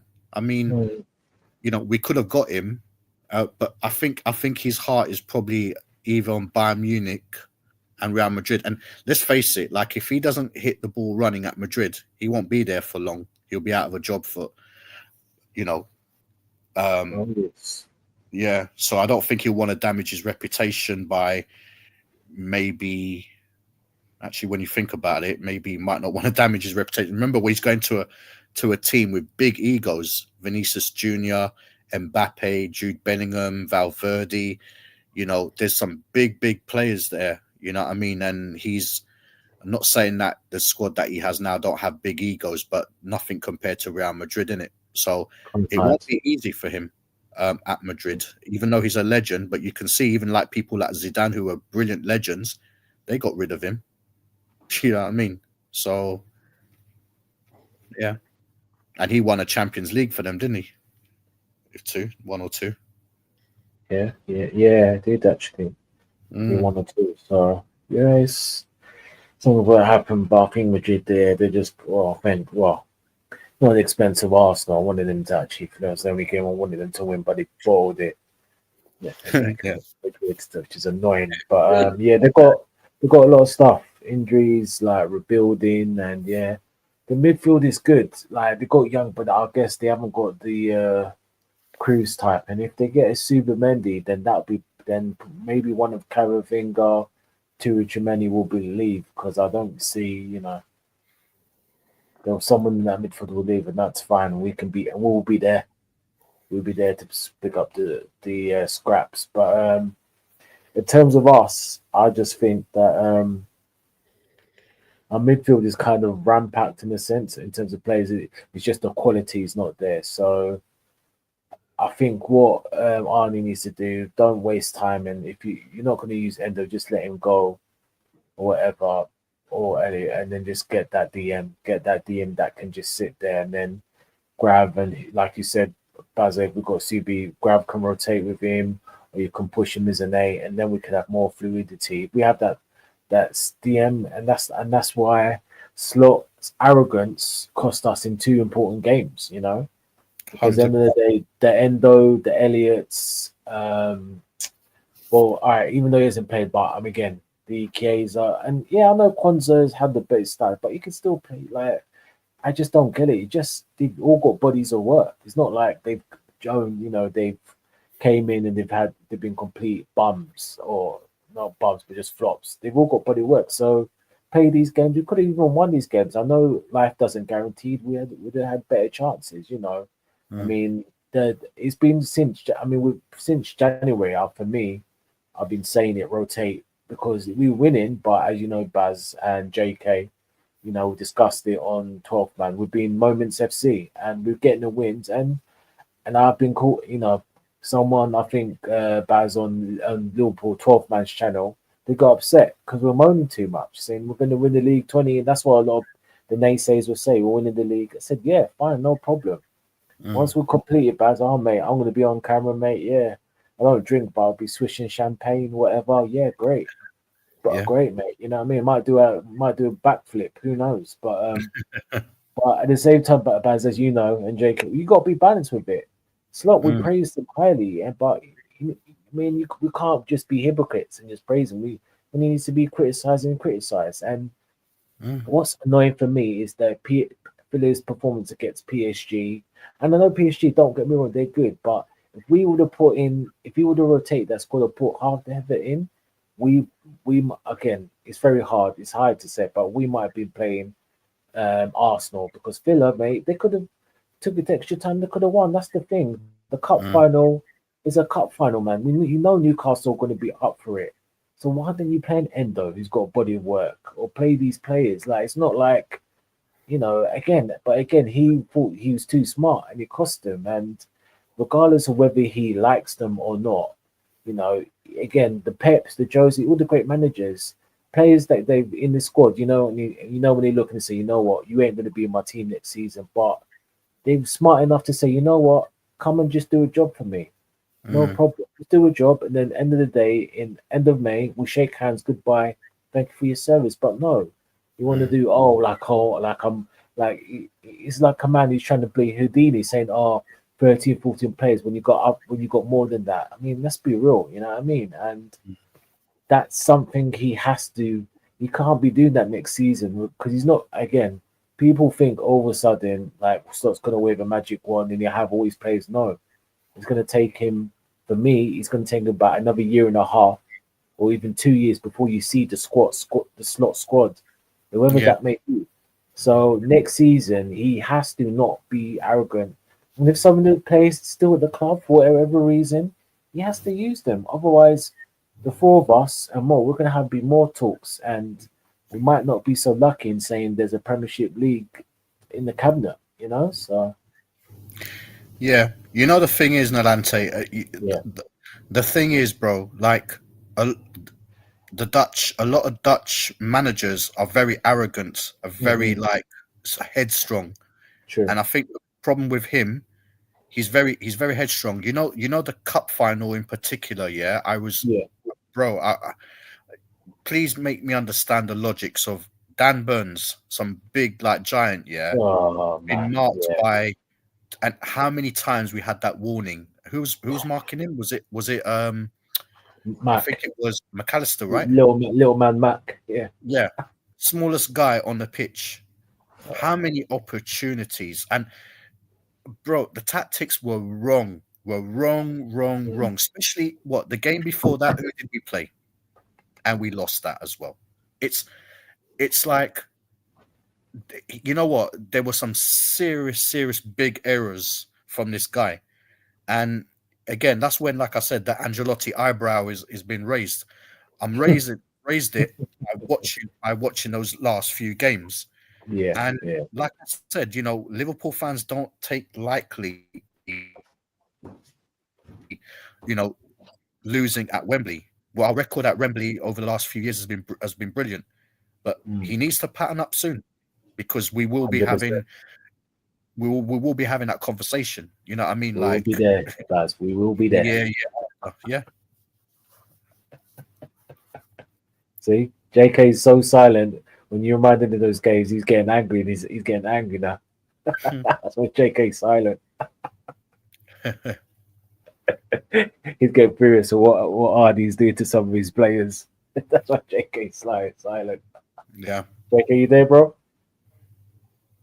Probably falling asleep. Yeah, he's probably busy doing something. But he's probably thinking, look at bad memories. But no, I hear you, Baz. I definitely hear you. That was one of the most. I think it's like an irritation, isn't it? It's like win the league, and it's like a little fee. It's like an irritation because you're thinking about that. It just gets you a bit irritated. It is, you know. I'm sure if we had got beaten, we'd be like, all right, you got well beat, but it's just that we could have won both games and we didn't. Like you said, the Dutch mentality, the arrogance, both you guys and JK, the arrogance, and then just not making the changes when it's there. Just make changes like deep this as a fact for this season. Elliot, Chiesa, Endo have not started one Premier League game. They have not started one Premier League, and that is outrageous. Yeah, it's outrageous behavior. It's shocking because you know what, Elliot. I'll be real. Elliot, Salah's been very quiet over the last couple of months since Ramadan. Yeah, up till now, he's been very quiet.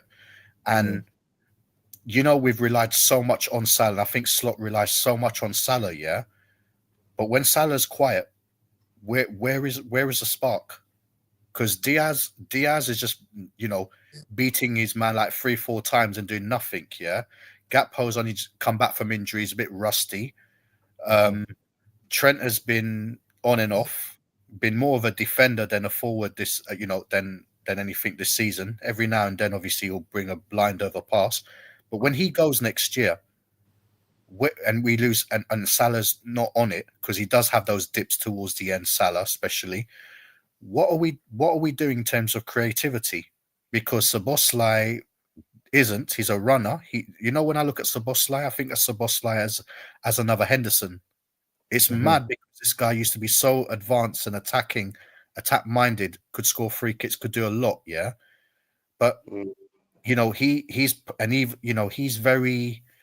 still not there for me yet. I'm giving Szoboszlai another season before I'm going for his neck. And then obviously McAllister every now and then, but he's playing more in a deep lying role. The only person that's shown any kind of balls, has been Harvey Elliott, and like you said, he's not had any starts. Chiesa as well has been, we've talked about Chiesa and his camera rolls, and he's been good. Yeah, there's players We are that have been boring Liverpool for a long time that just haven't been used. Endo's been fit all season. Chiesa's been fit for a long time now. Tsimikas has been fit for the majority of the season. Elliott's been fit. Elliott started the season injured, like he missed his pre-season. He got injured in pre-season, actually. Elliott missed the start of the season, but he just hasn't had many minutes, has he, either? And he's been good. Jones has had enough, he's had plenty enough, but Elliott's hardly had any minutes really in the Premier League, has he? No, but when he has, he's been. If you look at any of recently of Harvey Elliott's, play, he's been probably our more attacking player than any of them. He's a good impact sub, he's a good second half impact sub. We've seen that under Klopp, where he come up. Remember when he come on against Palace? Yeah. He's a good little impact player, Harvey. But yeah, sadly the guy's just not been used. I mean, he got his goal in Paris. That was wonderful, and we all hoped it'd take us on all the way through the tie. But he just doesn't have minutes in the Premier League, has he? You could count them on the fingers of both hands. Again, Ali's been very important as well. I'm a little bit worried about next year when it comes to Mamadashvili, because I'm not convinced he's got number one for me. I don't think he's number one for me. I still think Alisson's still our best goalkeeper. I'm not including Kelleher in this because I know Kelleher's going to want to go. Otherwise, Kelleher, I would want to keep Kelleher, but I'm not convinced with Mamadashvili at all. I think he's a good goalkeeper, but I think because obviously I heard recently Galatasaray were after Alisson, but I think obviously there was an issue with wages and stuff like that. I don't think they could match anything. So I'd want to keep Alisson next season, and I'd like Alisson to start again. I think Alisson's been consistently, barring his injuries, he's been brilliant. Van Dijk's been brilliant this season. Obviously, he's had made a couple of mistakes recently. Ibu, to me, again, I still worry about his injuries. We do need to.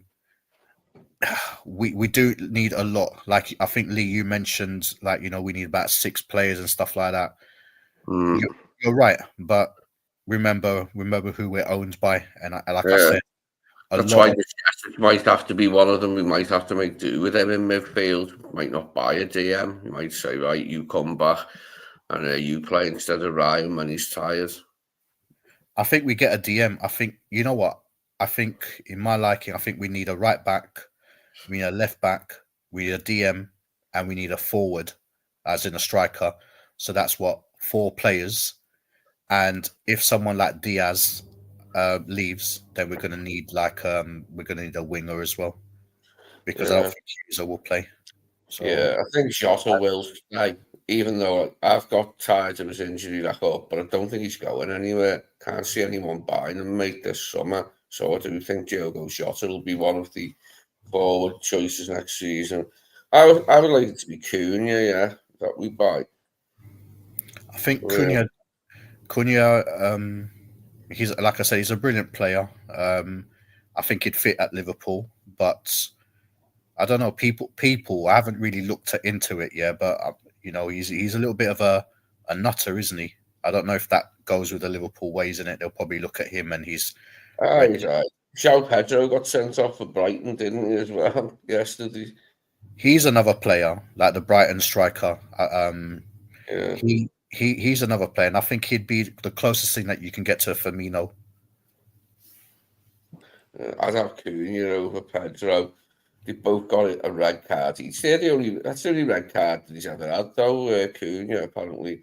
And he hasn't had many of those. But he is. Sorry, go on. No, go on, Baz. You're going to say no. Go on, go for it. Yeah. No, I was just going to say he's a little bit of a hothead, though. He might not have had many red cards, but you could tell he's someone that's a bit red hot on the pitch. Yeah. We've got a few like that, but you can harness that like in players, the good players. I reckon we could do. As long as he doesn't sort of like turn into another Richarlison or something like.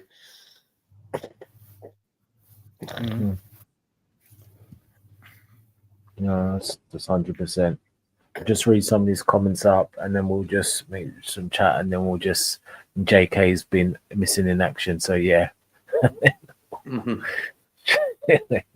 But Dara says Cunha. Abdul says, what's going to happen to Tsimikas, Robbo, Nunes, Jota, Diaz, Nat Phillips? I think Ramsey and Williams. So I think we know where Abdul's going. The players that more likely to go. I mean, Kelleher's gone. He's not going to stay. He won't be. And good luck to him, I'll say. Robbo, I think will stay. What do you reckon, guys? Robbo, you think he'll stay in it for next season? I think he'll be there. Yeah, I think he's more likely to stay than Tsimikas. Yeah, I want Robbo over Tsimikas, to be honest. Don't think Semi ain't done nothing wrong. It's just the fact we're going to get a new left back, and I want Robbo for experience and So I think he's going to be our vice captain next year. I think. Oh, what, Robbo? Yeah, I think he will be.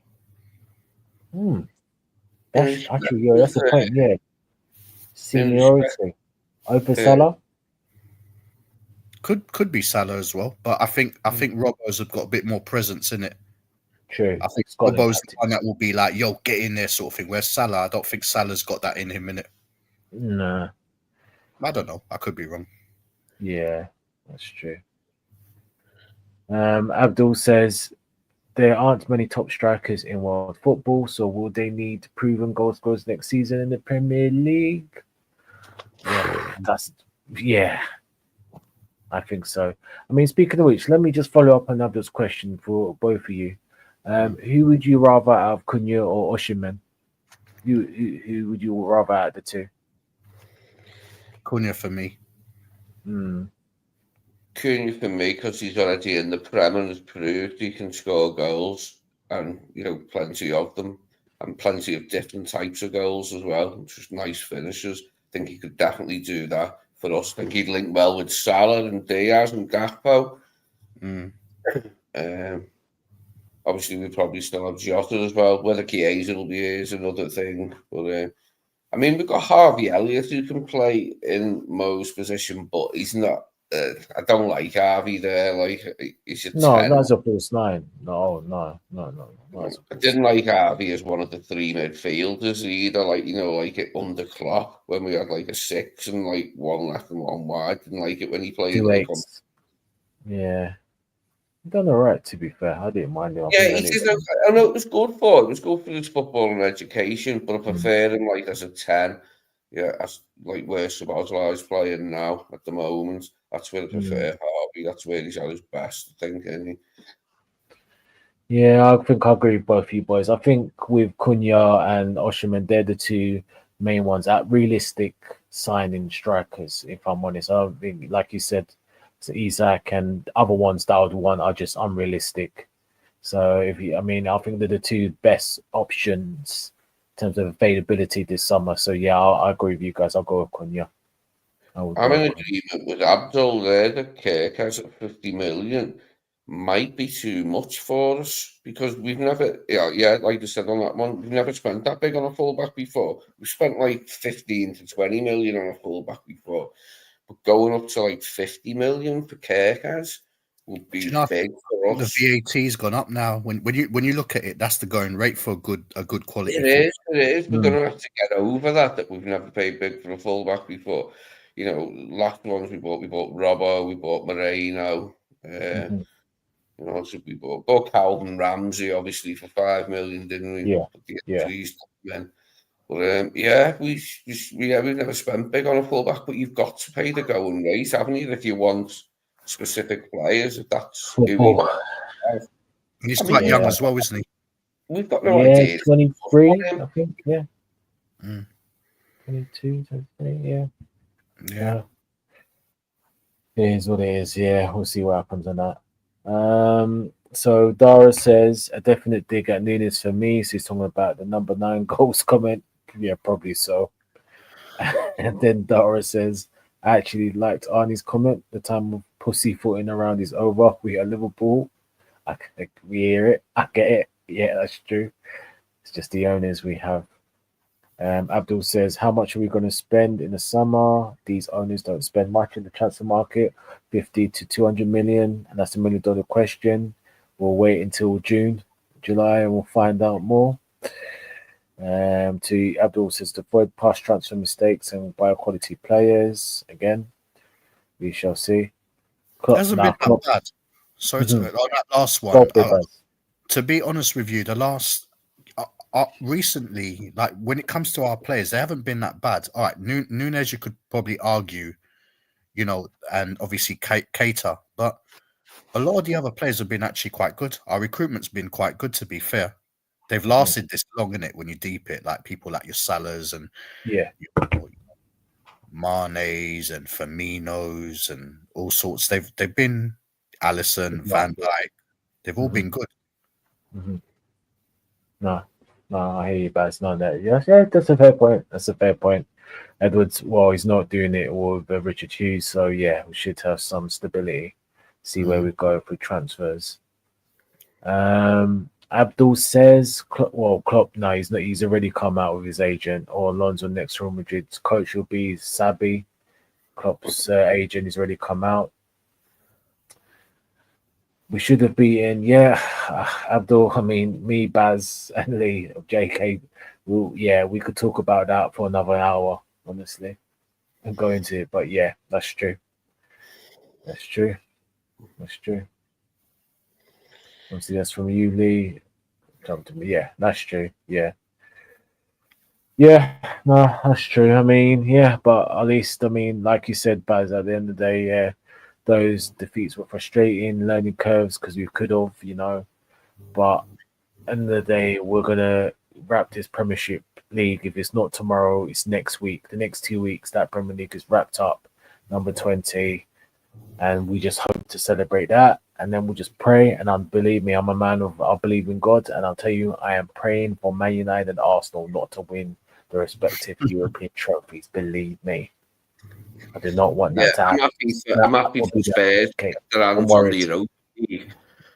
Chelsea even have the Conference League, but don't be what I'm not having Arsenal winning the Champions League or United winning the Europa League. Got to be Spurs. That'd be I mean, I might throw up. I mean, it's a bit like I don't know any Spurs fans, and I've got nothing angry towards them because I've told you loads of times I liked Spurs when I was a kid because they were like London's glamour team in the 80s when I was a kid. It wasn't Arsenal, it wasn't Chelsea, it was Tottenham. They were like London, like glamour club, and where you got big names and that, like, and big players. They always had good players and that. So I've always liked Tottenham.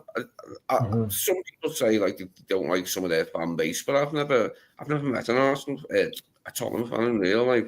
I've never really had any disagreements with any online. So I wouldn't have nothing against them winning it under Ange. He's quite a good guy as well, Ange. Like he's a big Shankly fan, and he'd be nice for him. Shankers. Yeah, that's true. All right, guys, we're gonna end the stream, but before we do that, we'll just get your score predictions for tomorrow's game against Leicester City. Baz, what do you reckon? And who's gonna get the goals for us tomorrow?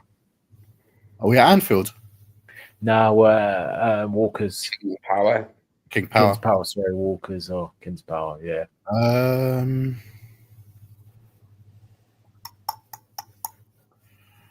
We'll win that. Again, not convincingly. I think we will concede. I'm gonna. Leicester are awful, to be fair. You know what? I'm gonna do a 3-1. I think someone will score for them. I don't know who. If Vardy's fit, he'll probably score. He always does. I think Salah gets a goal. I think McAllister gets one. And you know what? Van Dijk will celebrate his contract. Go on, Van Dijk. Fair enough, Baz. Fair enough, man. 3-1. What about? Oh, 3-1. Nah. Fair enough, Bazza. Bad back celebrate. I like the last bit. Contract settings. Lee, what were you saying? What were you reckon, Lee? I'd say that Salah, Jota, and Bradley will score a goal in a 3-1 win for us. Oh, fair enough. Yeah. Give Bradley a goal on his return, like to the starting lineup. It's a second start, isn't it now? Oh, yeah, I'll put it on the score sheet. Fair enough. No, I get that. For myself, I don't know. I just feel it's going to be a scrappy game. I'm going to make hard work of it again for the umpteenth time running, but we'll win the game. 2-1. I'm going to stick with Gravy and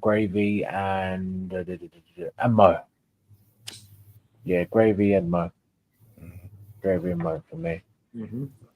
And for JK, since he's away with the fairies or busy, I'll say 3-0 for JK. And his main guy, Nunes, comes back from the dead and scores a hat-trick.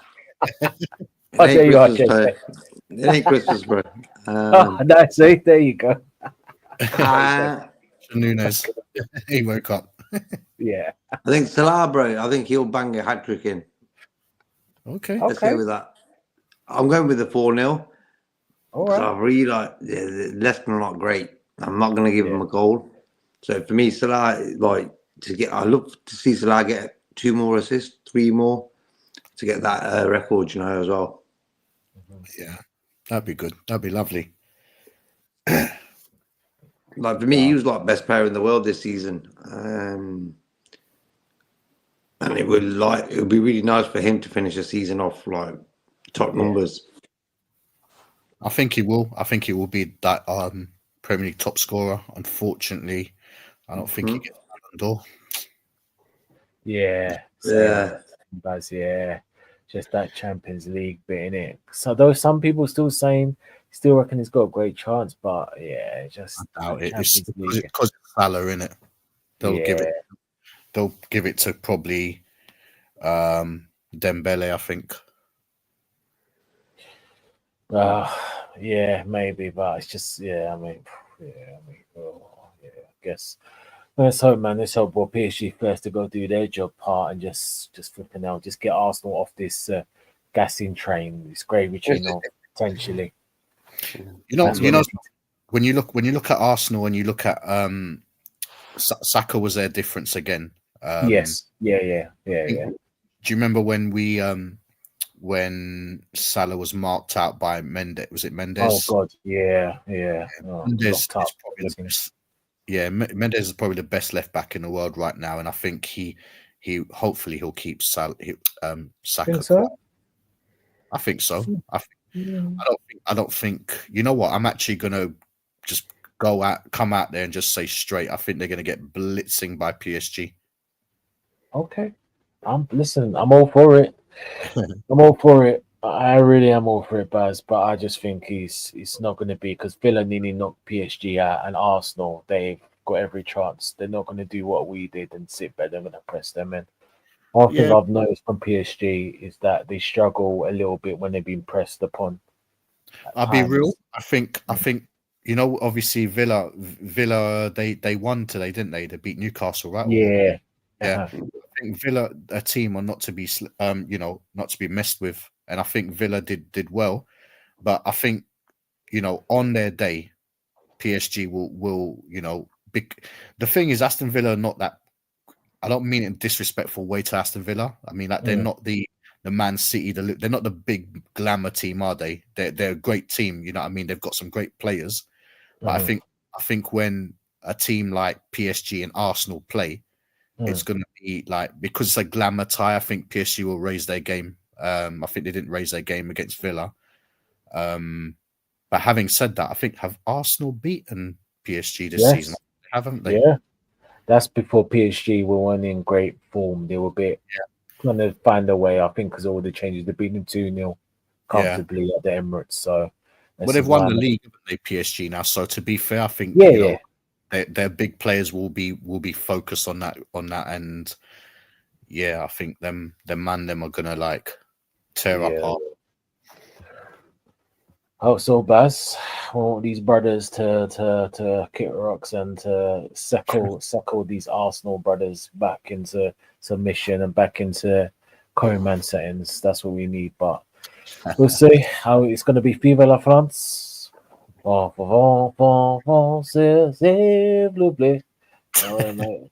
all that. It's not French, yeah. Au revoir, s'il vous plaît. Je m'appelle. You know, all right, man. We'll be all singing that. We can do a live stream. We'll get our PSG shirts just for the day, and we'll sing to the French national anthem. What's it called? La Marseillaise or something? La Marseillaise. Exactly. For you, Lee, might be Tracy, Bonnie, and Clyde.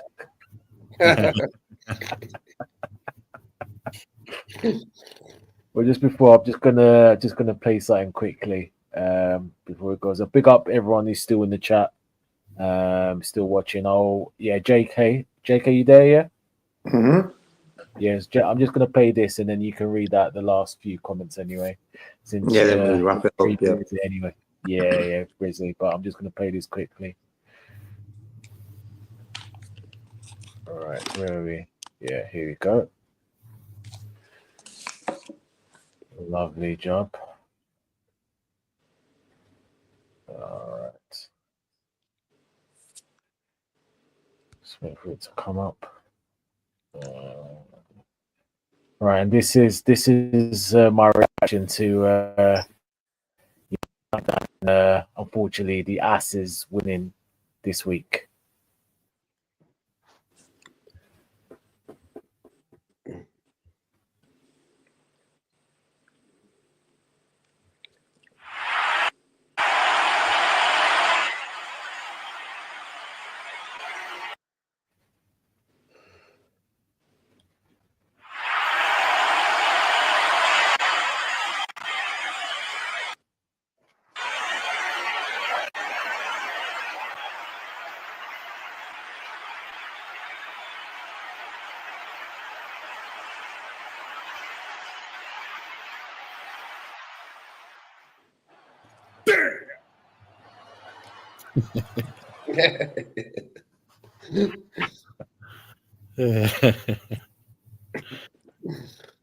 Yeah, I stayed off social media the day they won. It was shocking. I think I'm bad luck because, I saw the 2 free kicks. I mean, before obviously it was 0-0 and stuff like that. I was thinking, all right, let me watch this. I came in late. I didn't get to see the beginning of the game, and then when I saw those 2 goals go in, those 2 free kicks by Rice, I was like, and then I just knew it. And then when I put on the match and I saw the Saka penalty missed, and then obviously they scored. It was like, you know what? I'm not going to watch any Arsenal games again this season. Even if they get into Champions League, if they get into the final, I'm not watching it because I think I'm actually bringing the teams that they're playing against bad luck. So I'm not going to be watching them. and staying off social media as well, because their fans, I'm sorry, man, their fans are just too full of themselves. Yeah, that's why for me they've taken it like they're on par with Man United now, bro. Yeah. Like, back in the days, Arsenal, we had a bit of respect for them and stuff, but that's over. Their fans show like what their club is, you know. They just wish it well wishes. He showed me a picture of some Arsenal fans going into the Emirates with the European champions 2025 on their back. Do you know what? Yeah. T-shirts done saying that they're champions of Europe. Before we go, I want to ask you guys a question. Who do you think's had the best season out of the two of us, Arsenal and Liverpool? If they win it, country mile. But it was a great victory against Real Madrid. It's just it wasn't the best Real Madrid. They're not in the best form this season, are they? Ancelotti's on his way out. So it hasn't really gelled for them this season. But it was a massive to win both legs was impressive. To get a 5 to win both legs is very good. But they did have. Yeah, they were a bit of a substandard Madrid this year compared to the years before that. Yeah. So you think? So out of the two, who do you think's had a better season if they win it? Still us. They haven't done anything amazing for me. Like even if we win it, still us. Hurts for me to say it would be Arsenal, the Asses. JK? I would say Arsenal as well, but because winning the Champions League first time, finishing second in the Premier League, yeah, man, they'll take that. I think that'll be better than what we've done. But for me, I think that Real Madrid fans result has sort of gave Arsenal a bit of the limelight. You know what I mean? And like what Lee was just saying about they've got shirts written Champions League winners already and stuff like that. Arsenal are a club and their fan base are always wishing they can be something special. And they've been like that since day one. Yeah, they've won a few league titles and stuff like that, and they've won the most FA Cups and stuff. But in general, Arsenal are never taking them serious. But at the time, say maybe when Mitchell Thomas scored that goal last minute and stuff, and under the George Graham, Arsene Wenger era, they could sign they signed the good players and stuff like that. You know what I mean? So. But for me, Arsenal are not a serious club, bro, and I don't think us fans need to really worry about them winning the Champions League. I just don't see it. But if they did actually win it, yeah. Say again, Baz. No, but if they actually did win, did they win? If they actually do win the Champions League, then you'd think they've had a better season. Yeah, for sure, 100%. Yeah. I'm very reluctant, but I would go the same with you. To be fair, I think they should have won the league. They weren't tipped to win the league, obviously. They still are going to finish second, I think. And the fact that they're going to win it for the first time ever, it's just going to give them like a big ego, and that's a problem for me, man. But when you look at Arsenal's results in the Premier League recently, they're not winning games. No, but I think I don't think they care now. They know. Yeah, they care. With them. We're playing with our food right back now. You know what I mean? But inevitably we're gonna, we will probably like eat our food. We will eat our food, but I think they're more focused on that first ever Champions League thing in it, and they'll build for Arteta and all that crap. And yeah, I think that's what they're focused on. But like I said, hopefully, I'm praying that they don't win that. On top of that, you got Man United in the semi-final as well. Oh, Yeah, forget Man United, man. Oh, bro. I want Tottenham, bro. That's how bad it is. This has been the weirdest season. I've wanted Man City to win games, Real Madrid to win games. It's been weird. It's been a weird bloody season, bro. Well, technically, you see, Tottenham have had such a rubbish season, yeah. But they can still possibly win a trophy. I'll choose them if I had to. To get into the final. Yeah. So obviously they've been talking about Ange. Like he's always said, like his second season, you win a trophy. It'd be mad if he does, especially for having an underwhelming season like they have. It'd be good if he did it. He win it, and then he quits. Because the amount of disrespect I've seen from their fan base towards their manager, I've not seen nothing like it, bro. Real bad. And I think Tottenham fan base as well is a bit wild. I think with Tottenham, to be fair, I mean, I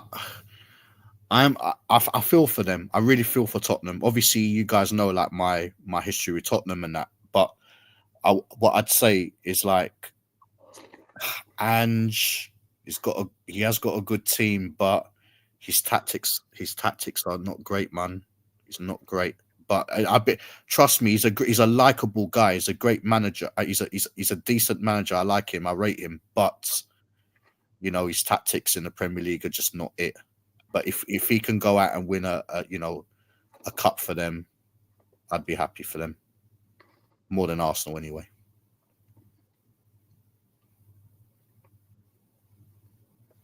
Imagine both North London teams do it. Oh my days! I don't. That's horrible. Yeah.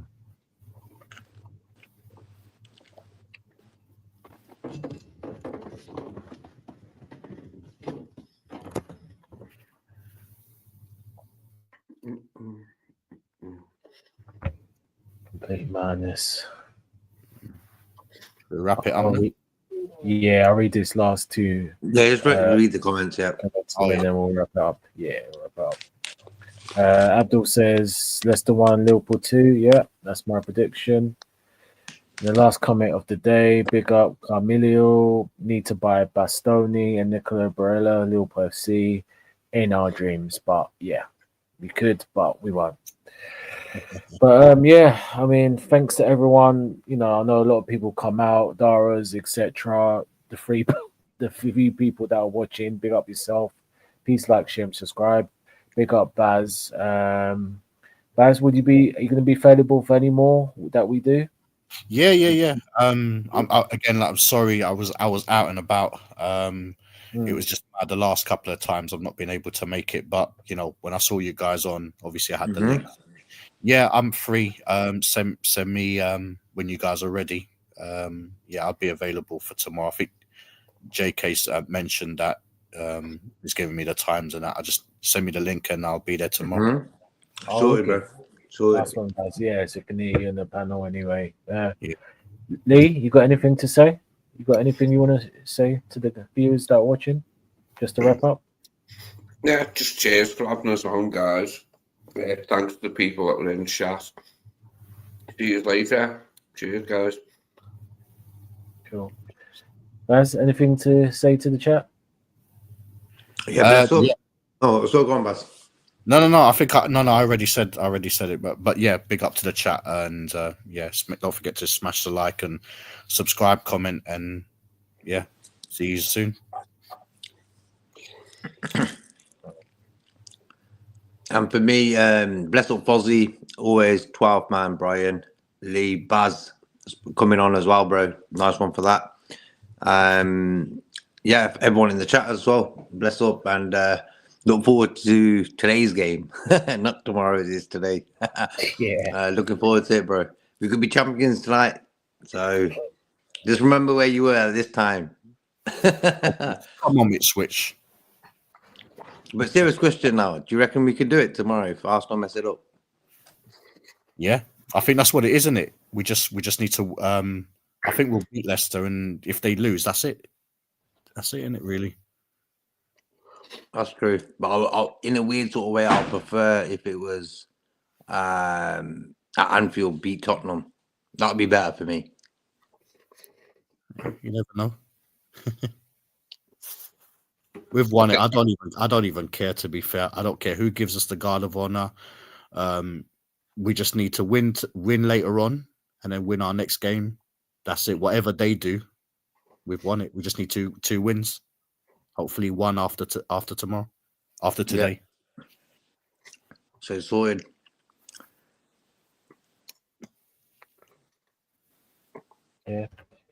Yeah, so big up everyone. Like, share, and subscribe. Obviously, big up again, Baz. Good to see him. He'll be back in the stream, in the chat, back in the YouTube situation. Lee, JK as always, and like JK, echo all the other channels. And like, share, subscribe. Listen, man, Baz been for a long time, so he kept it going. You know what I mean? You got to hear his view. He says. Got a lot coming up. Big up as well, Fuzzy, LFC Reds Forever, 12th Man, Liverpool Man, the Irishman, and others. Well, people, God bless. And I'm going to leave it as the word as 20 times. 20 times. Good night, all. Peace. Night.